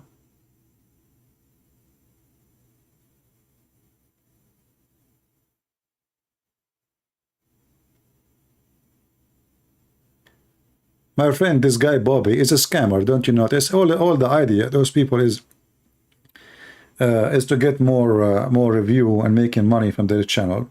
It's a business. This guy, he said that his wife is a Muslim. So how he converted to Islam? He is married to a Muslim woman since long time ago in Dubai. He said that in his video. They are a scam. You know, this is always a scam. And let us say he converted to Islam, and, you know, so the patriarch. Why those people are important for you? Who convert, who leave. This is not our issue. The issue is the topic. It's not the person. Only if we are silly, we focus in the person. When I laugh at Ali Dawah, I'm not laughing at him. I'm laughing at Islam. If somebody convert to Islam, or maybe he did not convert, many people, they are doing it just for business. If you make a video says, I am an ex-Muslim, convert to Christianity, how many click you will have? None. I will give you an example. Sheikh Omad, how many people they go, even I promote his channel, yeah, a video he made a year ago, he have 3,000 view. If he say, I left Christianity and I converted to Islam, how many people will click at his channel? Because even YouTube will push it in the front. We know the business.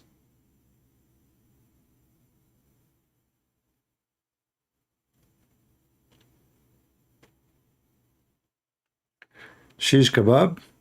Yeah, no problem. We will try. You know, and remember, religion cannot be good or bad because of the number. We are number one faith in this earth. Almost 3 billion human beings. But that does not mean Christianity good. Not because of numbers. What about Christianity when Jesus have only few disciples? Was it bad? What number mean? Nothing. Quality is what going to be count. The quality. Not the quality only of the people, the quality of the faith itself. This is the most important. So if the whole world became an atheist, does that mean atheism is the right thing? No. How many people they smoke? I never smoke a cigarette. Ever. And I will never do. I never took drugs. And I don't even drink. If I drink, maybe once every year or 2 years. Little tiny drink in the size of your the palm of the cup.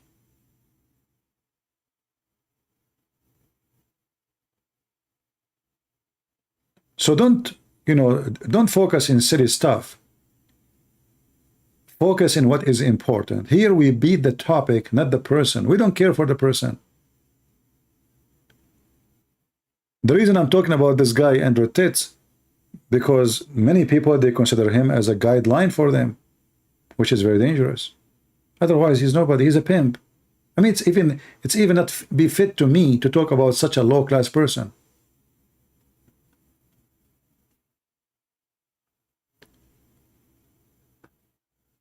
The important is the truth, is not a person. This is not about you and me and he and she. This is about what is the truth. The truth will set you free. Those who focus, someone is celebrity, he converted to Christianity. Why it's so big deal? You know, once one of you sent me like 20, I opened Patreon, I found like a 20 email from this guy, Christian Prince. Did you receive my previous email? And he emailed me again. Please, can you make a video about this guy? He's converted to Christianity. I didn't know his name. What? I forgot his name. He's a singer. He's a kid, like he's very young. I forgot his name. Yeah. And I said, I made me angry. I said, why is so big deal if this famous singer become a Christian? What is the miraculous event? They worship not God, they worship celebrity.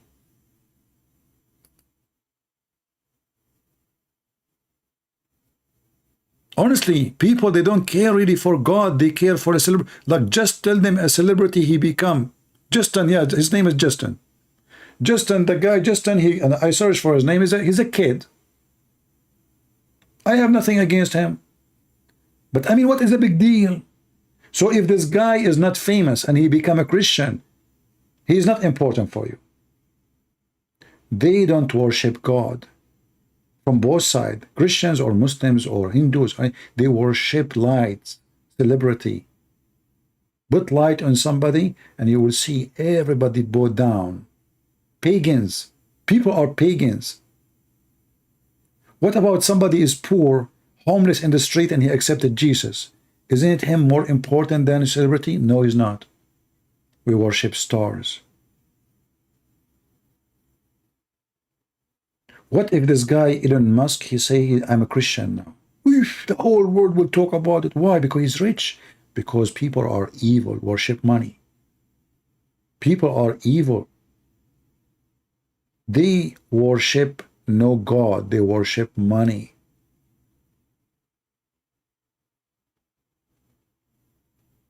In the Middle East, we say, two things people don't talk about. A crime of a rich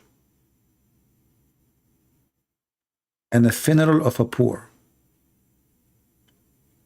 When a rich person, he commit a bigger crime, because he's powerful, people fear him, nobody talk. When a poor person die, nobody go in the funeral. Just let somebody, famous, rich die. Millions will be in the street. They don't even know him. He never spoke to them. Crying, shouting, Michael Jackson died. People are crying, making videos, cannot believe it, he died.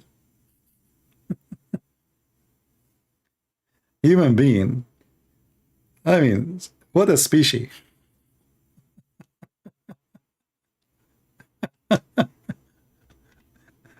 I don't mean to insult anybody, but just think about it and tell me if I am not telling the truth. Isn't this the truth? This is the truth. If you are famous, everybody will be in your funeral. If you are poor, even your brother will not go there.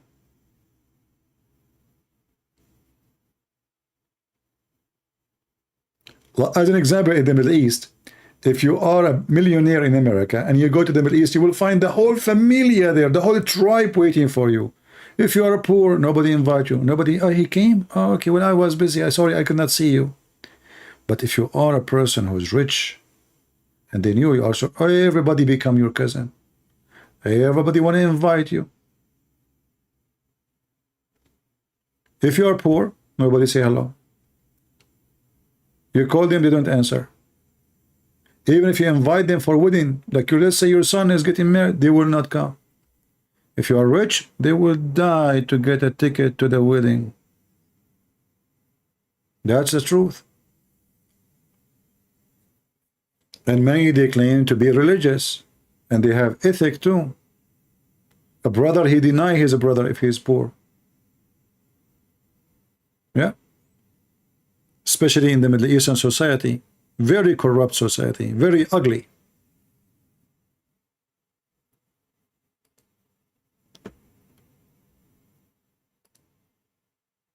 The same family, if somebody is a doctor, everybody proud about him. If the other person, he's a brother, let's say he clean garbage in the city, his employee in the city, he collect garbage. Oh, he's not my brother, I don't know him.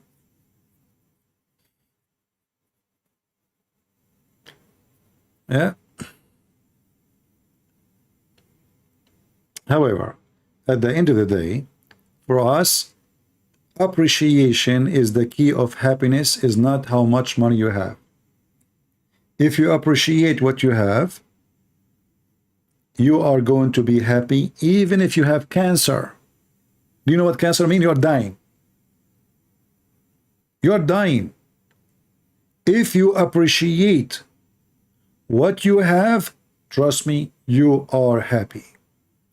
And if you don't appreciate, it doesn't matter what kind of house you have, how much big the money you have, you will never be happy.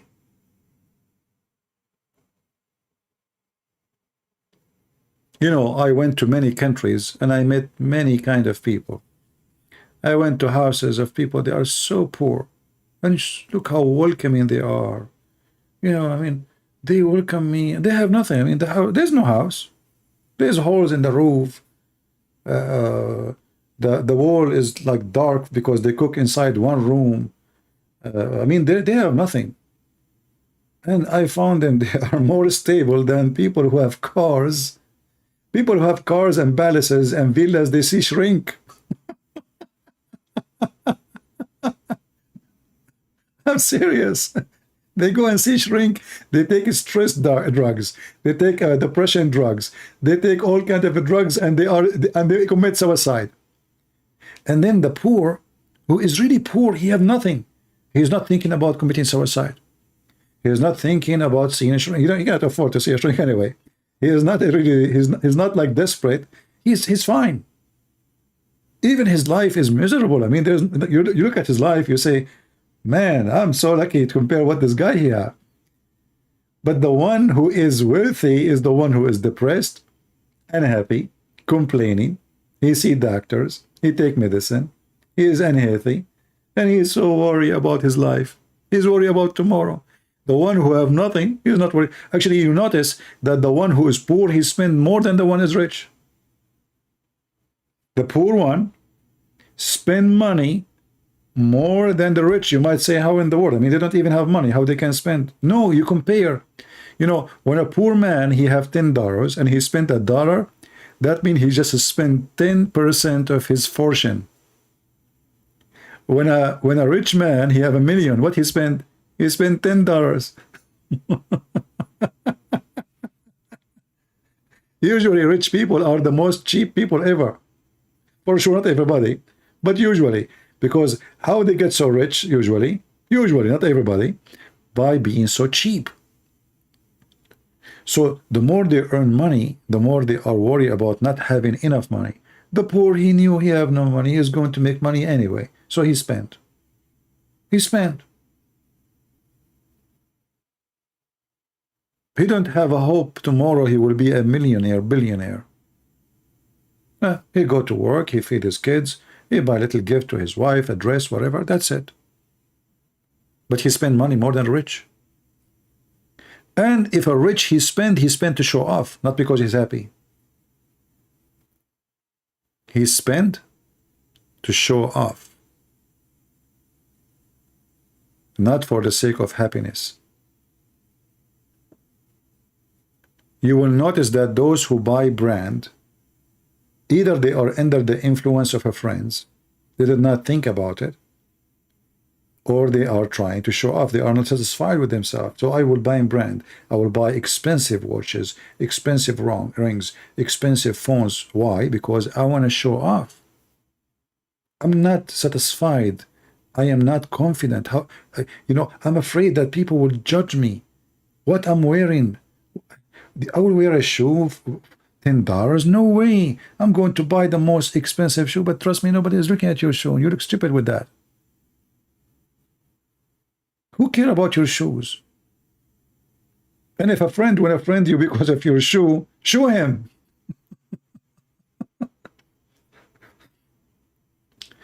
You will see, you go to Asia, like some Asian countries, you will see somebody like he have a phone, iPhone 13.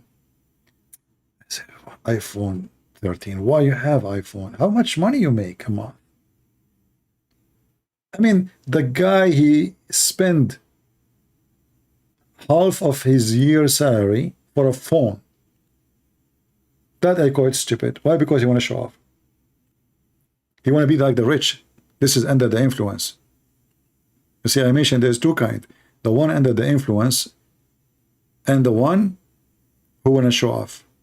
The one under the influence, he tried to copy the one who they sound like they are rich or they appear to be. He want to be like them. He want to show off.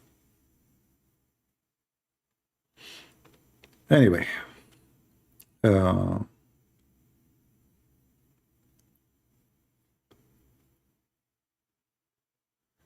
your converts show correctly those thoughts and actions have become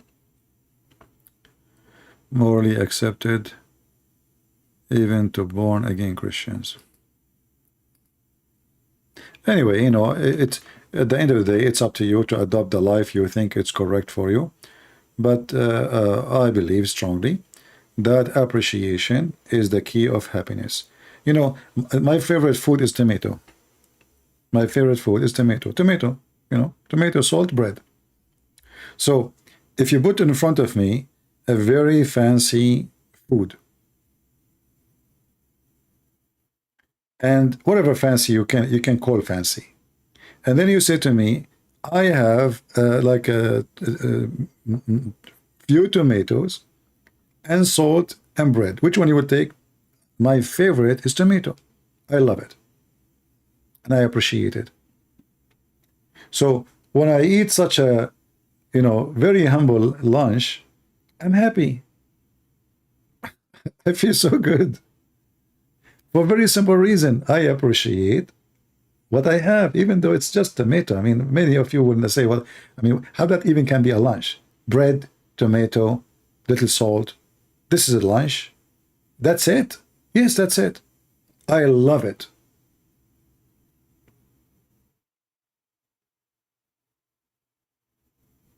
And this is since I was a kid. It's not like something new. Even my mom, she used to shout at me, wait, the lunch soon is going to be ready. I eat tomato. I get tomato, I cut it, I eat tomato, bread and salt. I'm so happy.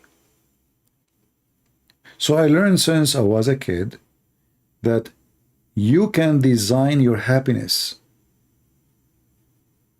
You can find what make you happy, and usually is not about how much you are spending or what people say about you.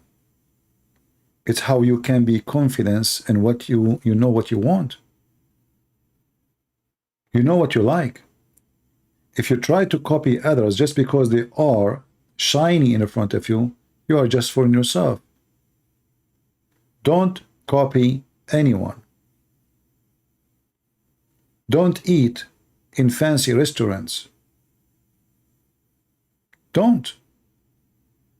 I don't really enjoy food in a fancy restaurant. I don't. I eat like once a day, and I eat a lot. Big meal. I'm saying tomato, I mean many tomatoes. So if people are looking at me, I mean, what this guy is doing? I mean, is he going to eat all this food? I eat once a day. I don't enjoy it. And you know how much money I would spend in a fancy restaurant to fill my stomach? What is fun about it? So I prefer a very humble lunch, which is good for me, make me happy, I'm satisfied, and nobody fool me with a big bill for no food. I remember once I was in the Philippines, I make an order, in the image, in the menu, it looked nice dish, you know, and then she came and she put the dish in front of me. It's in the size of ashtray. I said, what is this? She said, this is your dish, sir. I said, are you sure? Isn't it a sample? You know, she said, no, this is your dish. So for me to eat, to have my day food, I need to open like to order like 8, 9 dishes like those, small, tiny one. And the price really was expensive. You go to a humble restaurant. For the same money you order that dish, you can eat 5 dishes.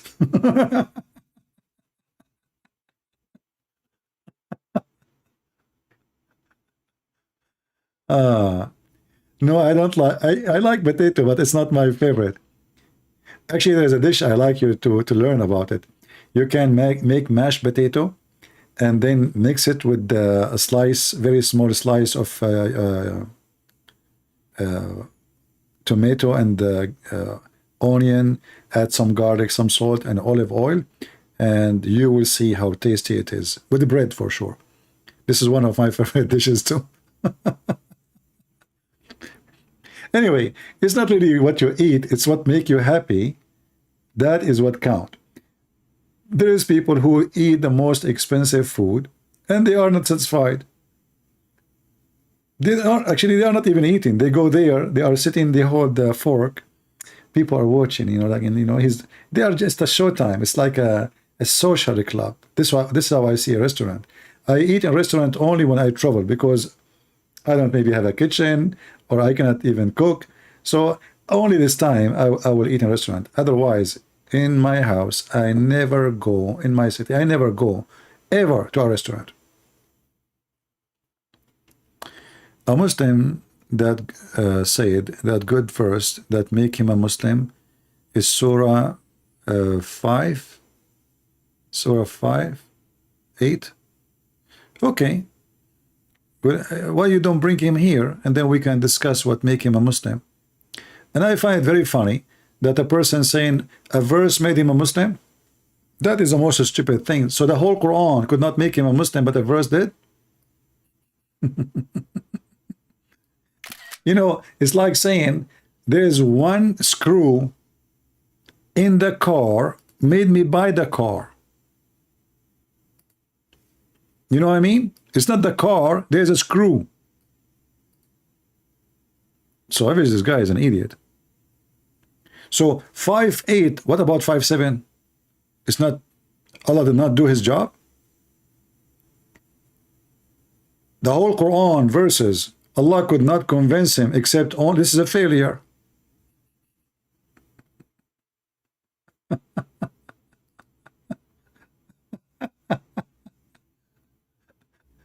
Oh boy. Same time, if you go to chapter 5, the one you mentioned to me, you will see this is the most hilarious chapter in the Quran. And I will go to the verse you mentioned. Bear witness to justice. Okay. Can a Muslim be justice by following the Quran? The Quran says in the case of murder, free for the free, black for the black, or slave for a slave, women for the women. Is that justice? Here we go, bear justice. Bear justice, a man, he can beat his wife. Bear justice, steal the money of the Christian and the Jews and rape their women. Bear justice, you can have sex with the children. Beat your wife. So where is justice? Justice in Islam is an awkward word. It sounds like justice, the one we use, but have a different value. It's an opposite. Is it just that this God in the same book says, kill the Christian and the Jews and take their money? Is it just to say that a Muslim should not be killed for murdering non-Muslim? But if a Muslim, he murder a Muslim, he will be killed? Is that just? So the Muhammadan, they use certain words, sound good to you, because it's the same word we use, justice. But justice in Islam is evil. All right?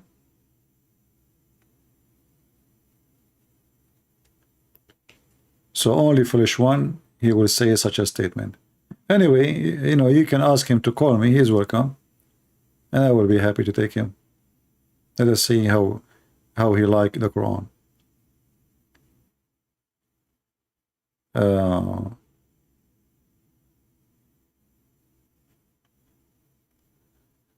Restaurant in USA is costly. You know, my friend, restaurant is a place of you go to a restaurant to entertain yourself, not to eat. It's not about food. People who want to spoil themselves, they go to a restaurant. In other way, you know, you are being lazy. I can accept that you have a guest and you cannot take him home, so you take him to a restaurant, no problem. But or maybe you're a business person, businesswoman, businessman, you don't have time. Okay, this is a different story. Your income is so high, you don't have time for cooking and making food, then you go to a restaurant. But most of people, they go to a restaurant, it's not for the food. The food is not the purpose. It is a state of entertainment and luxury. You sit in the table, someone comes to you, says to you, what do you like to eat, sir? You love it. Now I'm being called sir, and there is somebody serving me. You pay for it, you know? And then you start thinking, and you look at this waitress or this waiter, and you start like, do you have, you know, it's like a time where a human being, he enjoy his ego, you know, like he is the master now. He is the one in charge. He have servants serving him. So a restaurant is not really about food, especially the fancy ones. It's about doing social, luxury style, showing off, you know. It's not about food. This is why the price you pay have nothing to do with the food you ate. You know what I mean? Like they give you, let us say, a quarter pound of beef, and then they charge you $70. I mean, is that the price of the beef, really? No.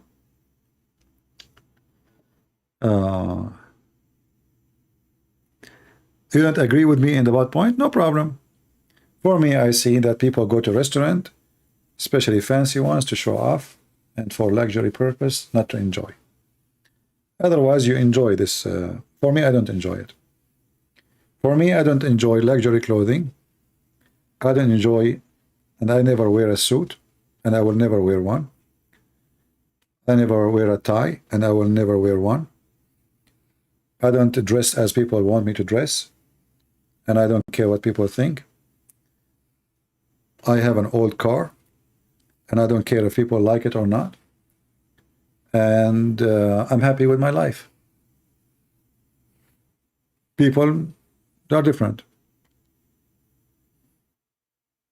You know?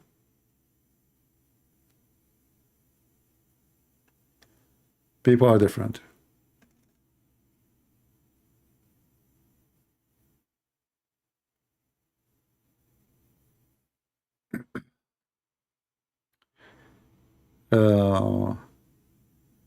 Suit for wedding? Even if I get married, I will not wear a suit.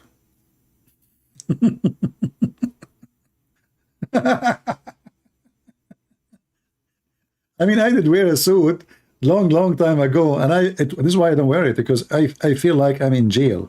It's like a prison. And then they ask you to put this thing around your neck. You feel like you're a dog. It's like somebody have a leash around your neck.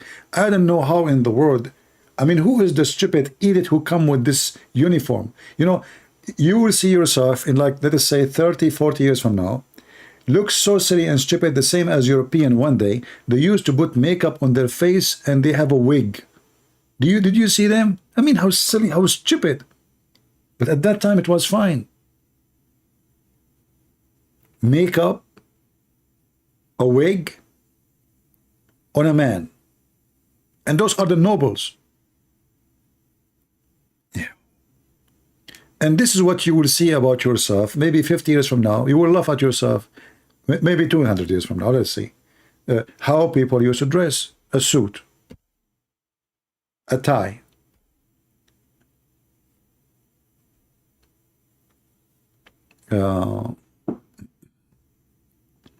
My friend, I answer you. I said, okay, I will make a video once. We will see about the shish kebab for Muhammad. No problem. I answered you. Do you wear like Al-Fadi? No, I like to wear casual. I don't dress any formal dress.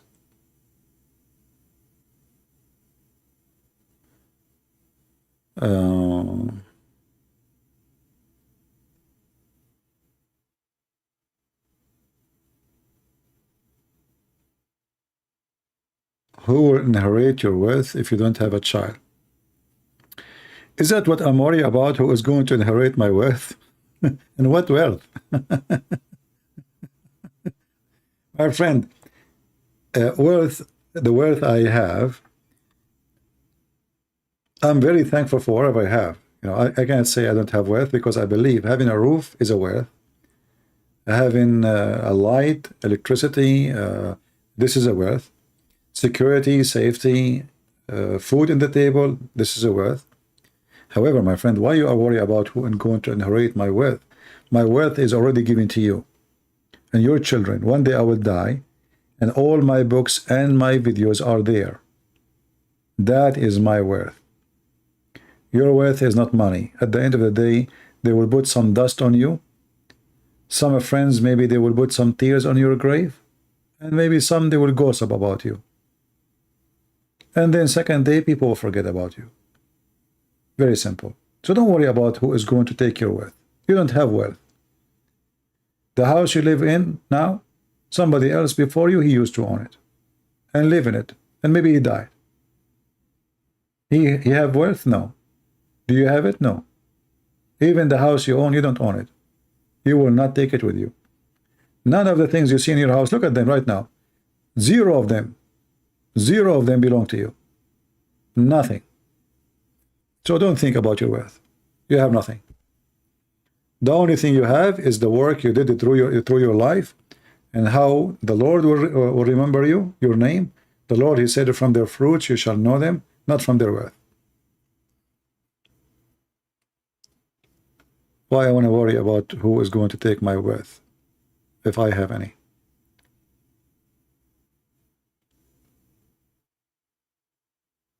You know, I know a story of a guy. He is very, very rich, but he's very, very cheap. And this is a true story. And even his son, he's actually relative to me.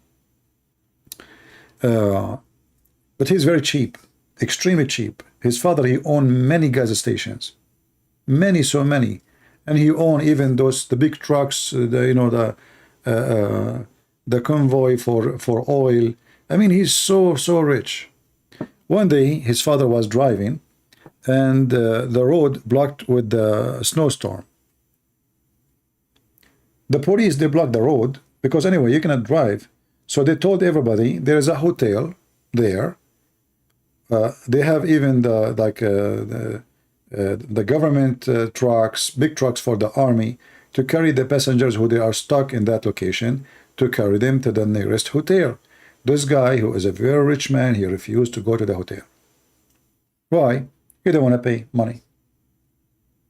He said, don't worry about me, I'm going to stay in my car. Second day, they found him dead. Dead. He was so cheap to the point he died because of how cheap he is. And then his son, he inherited. His son, he changed car every few months. He spent like crazy because his father was driving them nuts about how cheap he is. He don't even allow them to bring friends to their houses because they don't want to serve coffee. Madness. And then he died like a rat. All the money he saved is gone to his son, and his son is spent wherever he go. He's the opposite of his dad.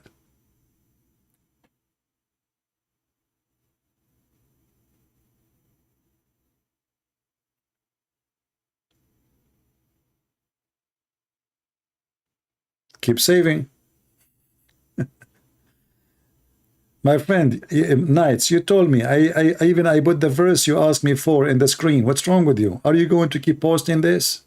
What's wrong with people? Almost then he liked those verses. Okay, we answered you. And what about all the garbage we show every day here? He's liked 2 verses, 3 verses in the Quran. Let us assume in the Quran there is 10 verses they are good. What about the rest? Crazy people. Oh boy.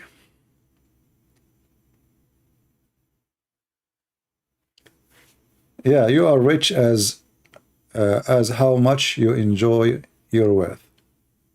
And wealth, the word wealth can be different from person to person. A villager, he have a few chickens and a goat. This is his wealth, and he enjoy it. A billionaire who is like Elon Musk, he own tons of billions of dollars. I don't know if he is happy because I think his life is not really a happy life. You know, those people, they cannot even move around without security, without bodyguards, I mean, your life is different.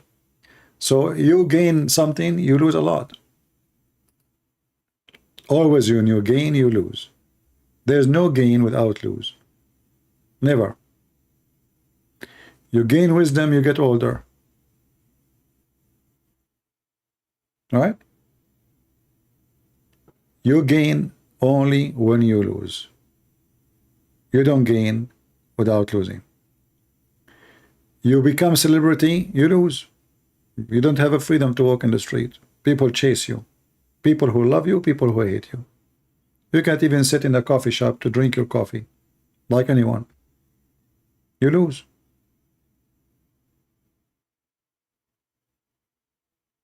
This is why people who worship fame, they are making the biggest mistake in their life. Because your life is not a happy life no more. There is intruder everywhere you go. You can't even have a normal life.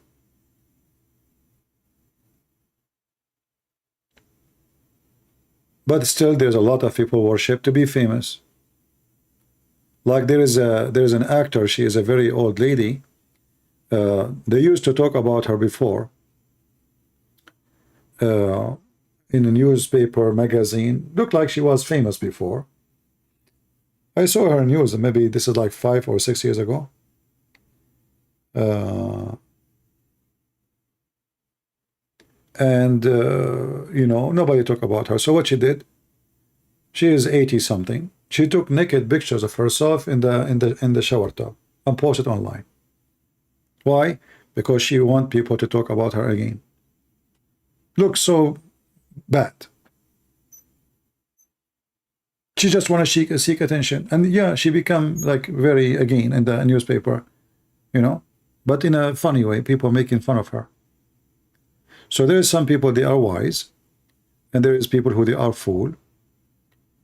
The wise, he don't seek a glory of what the world think it's a glory, to be famous. A wise person, he seek to live good, to be happy. Famous not what make you happy. It doesn't. A lot of people will hate you. A lot of people will love you, and you are lost between. You might even be threatened. You might even get killed. And then when you become celebrity, your life is expensive. So the more money you make, the more poor you are. Because now you have to fit with the new lighting you are in. You know, like now you are famous. You have to spend. What car you have, what house you live in. You will see that someone like Michael Jackson, he died and he have a, you know, he borrowed from Muslims more than $6 million. After all the money he made, he's borrowing money. He cannot even pay for his shopping in Dubai. Dubai is the center of a fraud, where people, they are trapped into money, spending. This is what they do. They invite someone, a celebrity, and they tell him, hey, sit in the hotel as much as you want. This is what they did with Michael Jackson. He stayed there almost a year for free in the hotel. They told him for free. This is what they made him understand. And then when he decided to leave, they told him, listen, Michael, you have to pay. Oh, you, the prince, he invited me here. No, the prince, he says, welcome to the country. He didn't say he will pay your bill. However, if you convert to Islam, the prince is willing to pay your bill. Michael Jackson was going to convert to Islam a week after he will go to the mosque to say the Shahada. A week after. And he died before he did it. So his bills will be paid.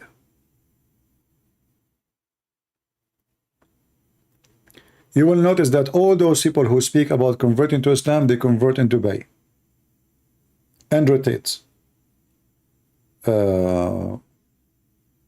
What is the other person? Sneeko. The one you mentioned his name, Bobby. All this is from the money, the wealth of Dubai, you know. Those people are worshipping money, and this is where the money is.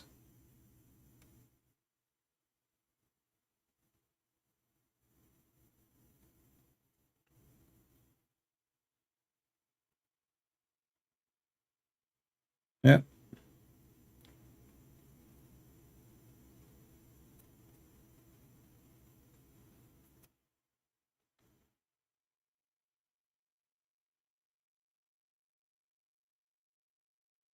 How can I make transcript in English? There is somebody have my video already in English. My video. You mean Sheikh Hisham? Yeah, somebody he have it already in English. Just search for it so you can download it.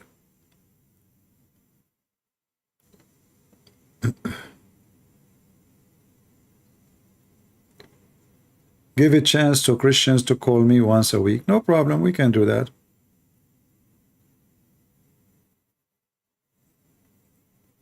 Yeah, we can do that. Anyway, you know, the Muslims, they believe that everybody have a price. And this is coming from the Quran. You see, the Quran speak about the mu'allafa qulubahum. Al-mu'allafa qulubahum. What does that mean? People who don't believe, they don't believe. So what we do?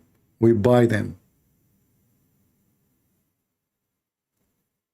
Islam is a scam, literally. This is in the Quran.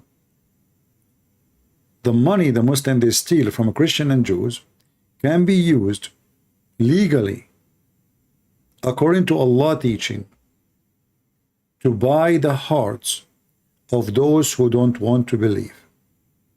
But why Muslims they want to buy them? Because those are unable to conquer them. They are unable to conquer them. Usually they are maybe criminals, like the family who rule after Muhammad, the Umayyin. If you read this story here, chapter 9, verse number 60, it says here how they divide the money. After the Muslim, they get their shares from the attack, and then the poor Muslim, they will get some. But this is nothing. But then you will see here it says, and those who their heart are made inclined to truth. What does that mean? Somebody is powerful. He have an army maybe, a leader, a sultan, a ruler. Buy him, a head of a tribe.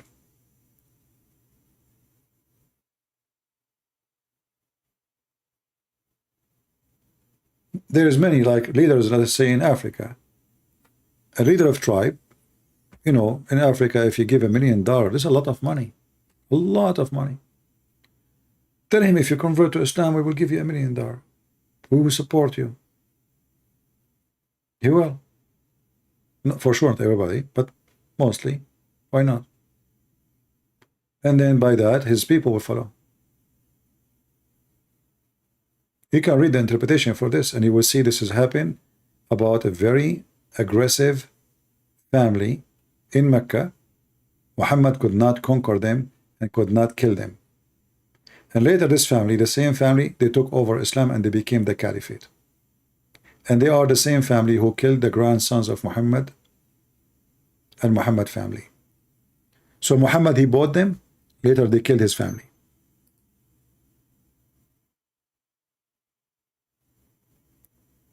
All right? This is the return of an evil act. He bought them. He thought by buying them, he won. Well, he won that they are criminals, but he forgot that the criminals, the first thing they do, they will bite you too. And this is exactly what they did later. They killed his family.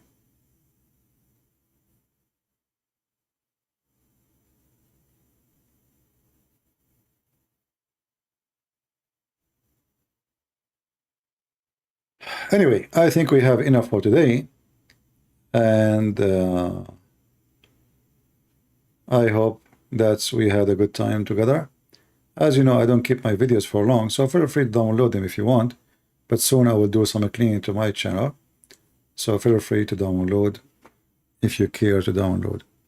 Otherwise, getting late here for me, and I better go, and I hope I will see you soon again. Maybe not tomorrow, we will see. Because sometime when you do come every day, people don't miss you, right? And they don't appreciate your work, maybe. Like if you stay away for a few days, maybe they will show up more. But anyway, we do what we need to do, and God is good, and we are happy to see the collapse of this cult. Muslims going all over. And if the video is long for you, you can cut the part where, you know, I'm showing the videos about those Muslims attacking each other and how Islam is strong. You can shorten the video as you wish. All right. I want to say thank you, guys. May the Lord bless you all. And if I offend any one of you, I'm not a person who apologizes for offending, because you know I offend. It's part of my job to offend. But if I offend you, I'm not offending you because you are my purpose, or let us say to make you feel bad, just to put you down. I make people feel bad so they can correct themselves if they are doing wrong. If you care for people, you say to them the truth. If somebody's clothes is dirty, you say they are dirty. You don't say they are clean. You don't say they are clean. If somebody doing wrong, you say to him you are doing wrong. The one who agree about everything you say is not your friend, is your enemy. Trust me, he is your enemy. A true friend, he opposes you when you are wrong. And then by time you will notice, oh, I wish I listened to him. And then you will notice that he was a good friend. But maybe it's going to be too late. So always consider a friend who opposes you more than he agree with you. Usually those who agree about everything you say, either they have no character, which means they are just a bunch of fools, or they are hypocrite. They don't care really what you do. In fact, maybe he is happy that you are stupid, so he don't want to correct you. So you look bad. You know, you will see a man, he is going to a meeting, and then he met all his employees. He is maybe a CEO of a company. Nobody told him that his zipper is open. Employees turn their head, they are gossiping, they are laughing. Somebody want to take a selfie, and then there is a guy, you know, he is the janitor. You know, he's not the manager. He's, sir, your zipper is open. That is the guy. That's a good guy. The janitor. All those who make money from working for you, make living, none of them say to you, your zipper is open, either because they are afraid of you or because they are a hypocrite. They praise you however your condition is. But the janitor is a simple man. Sir, your zipper is open. That is better than all of them.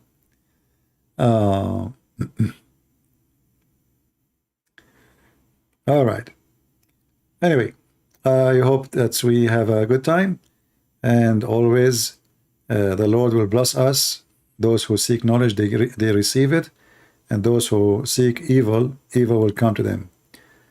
The wicked one, they will live wicked, they will die wicked, and they are going to be in the wicked heaven. Those who they have a good heart, even if they are victims, you know, you can be a victim because you have a good heart, which means make you feel like you are a loser. Somebody use you, somebody throw you, somebody scam you. You have a good heart, you believe them. Even this one is a victorious. Because the wicked one, he might have a victory now. But what about tomorrow? Only foolish people, they think they are victorious by being wicked. The truth, it is the opposite. Totally the opposite.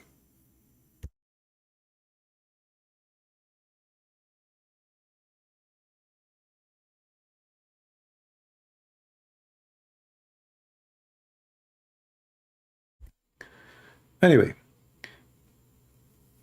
I wish you a good time. For those who live in the state, happy 4th of July. And I'm so grateful that we are not part of England no more. Otherwise, we will have a pervert king like the King of England. And a pervert family royal. They call them themselves royal, when they are the fact a bunch of fornicators, liars, scumbag, money worshippers, and they have no value. And this is a great example about not to be fooled by the names and titles. Royals. What a royal. Until I see you again, I say, may the Lord bless you. And this is your brother Christian Prince, was serving you humbly for today. Take care. Bye-bye.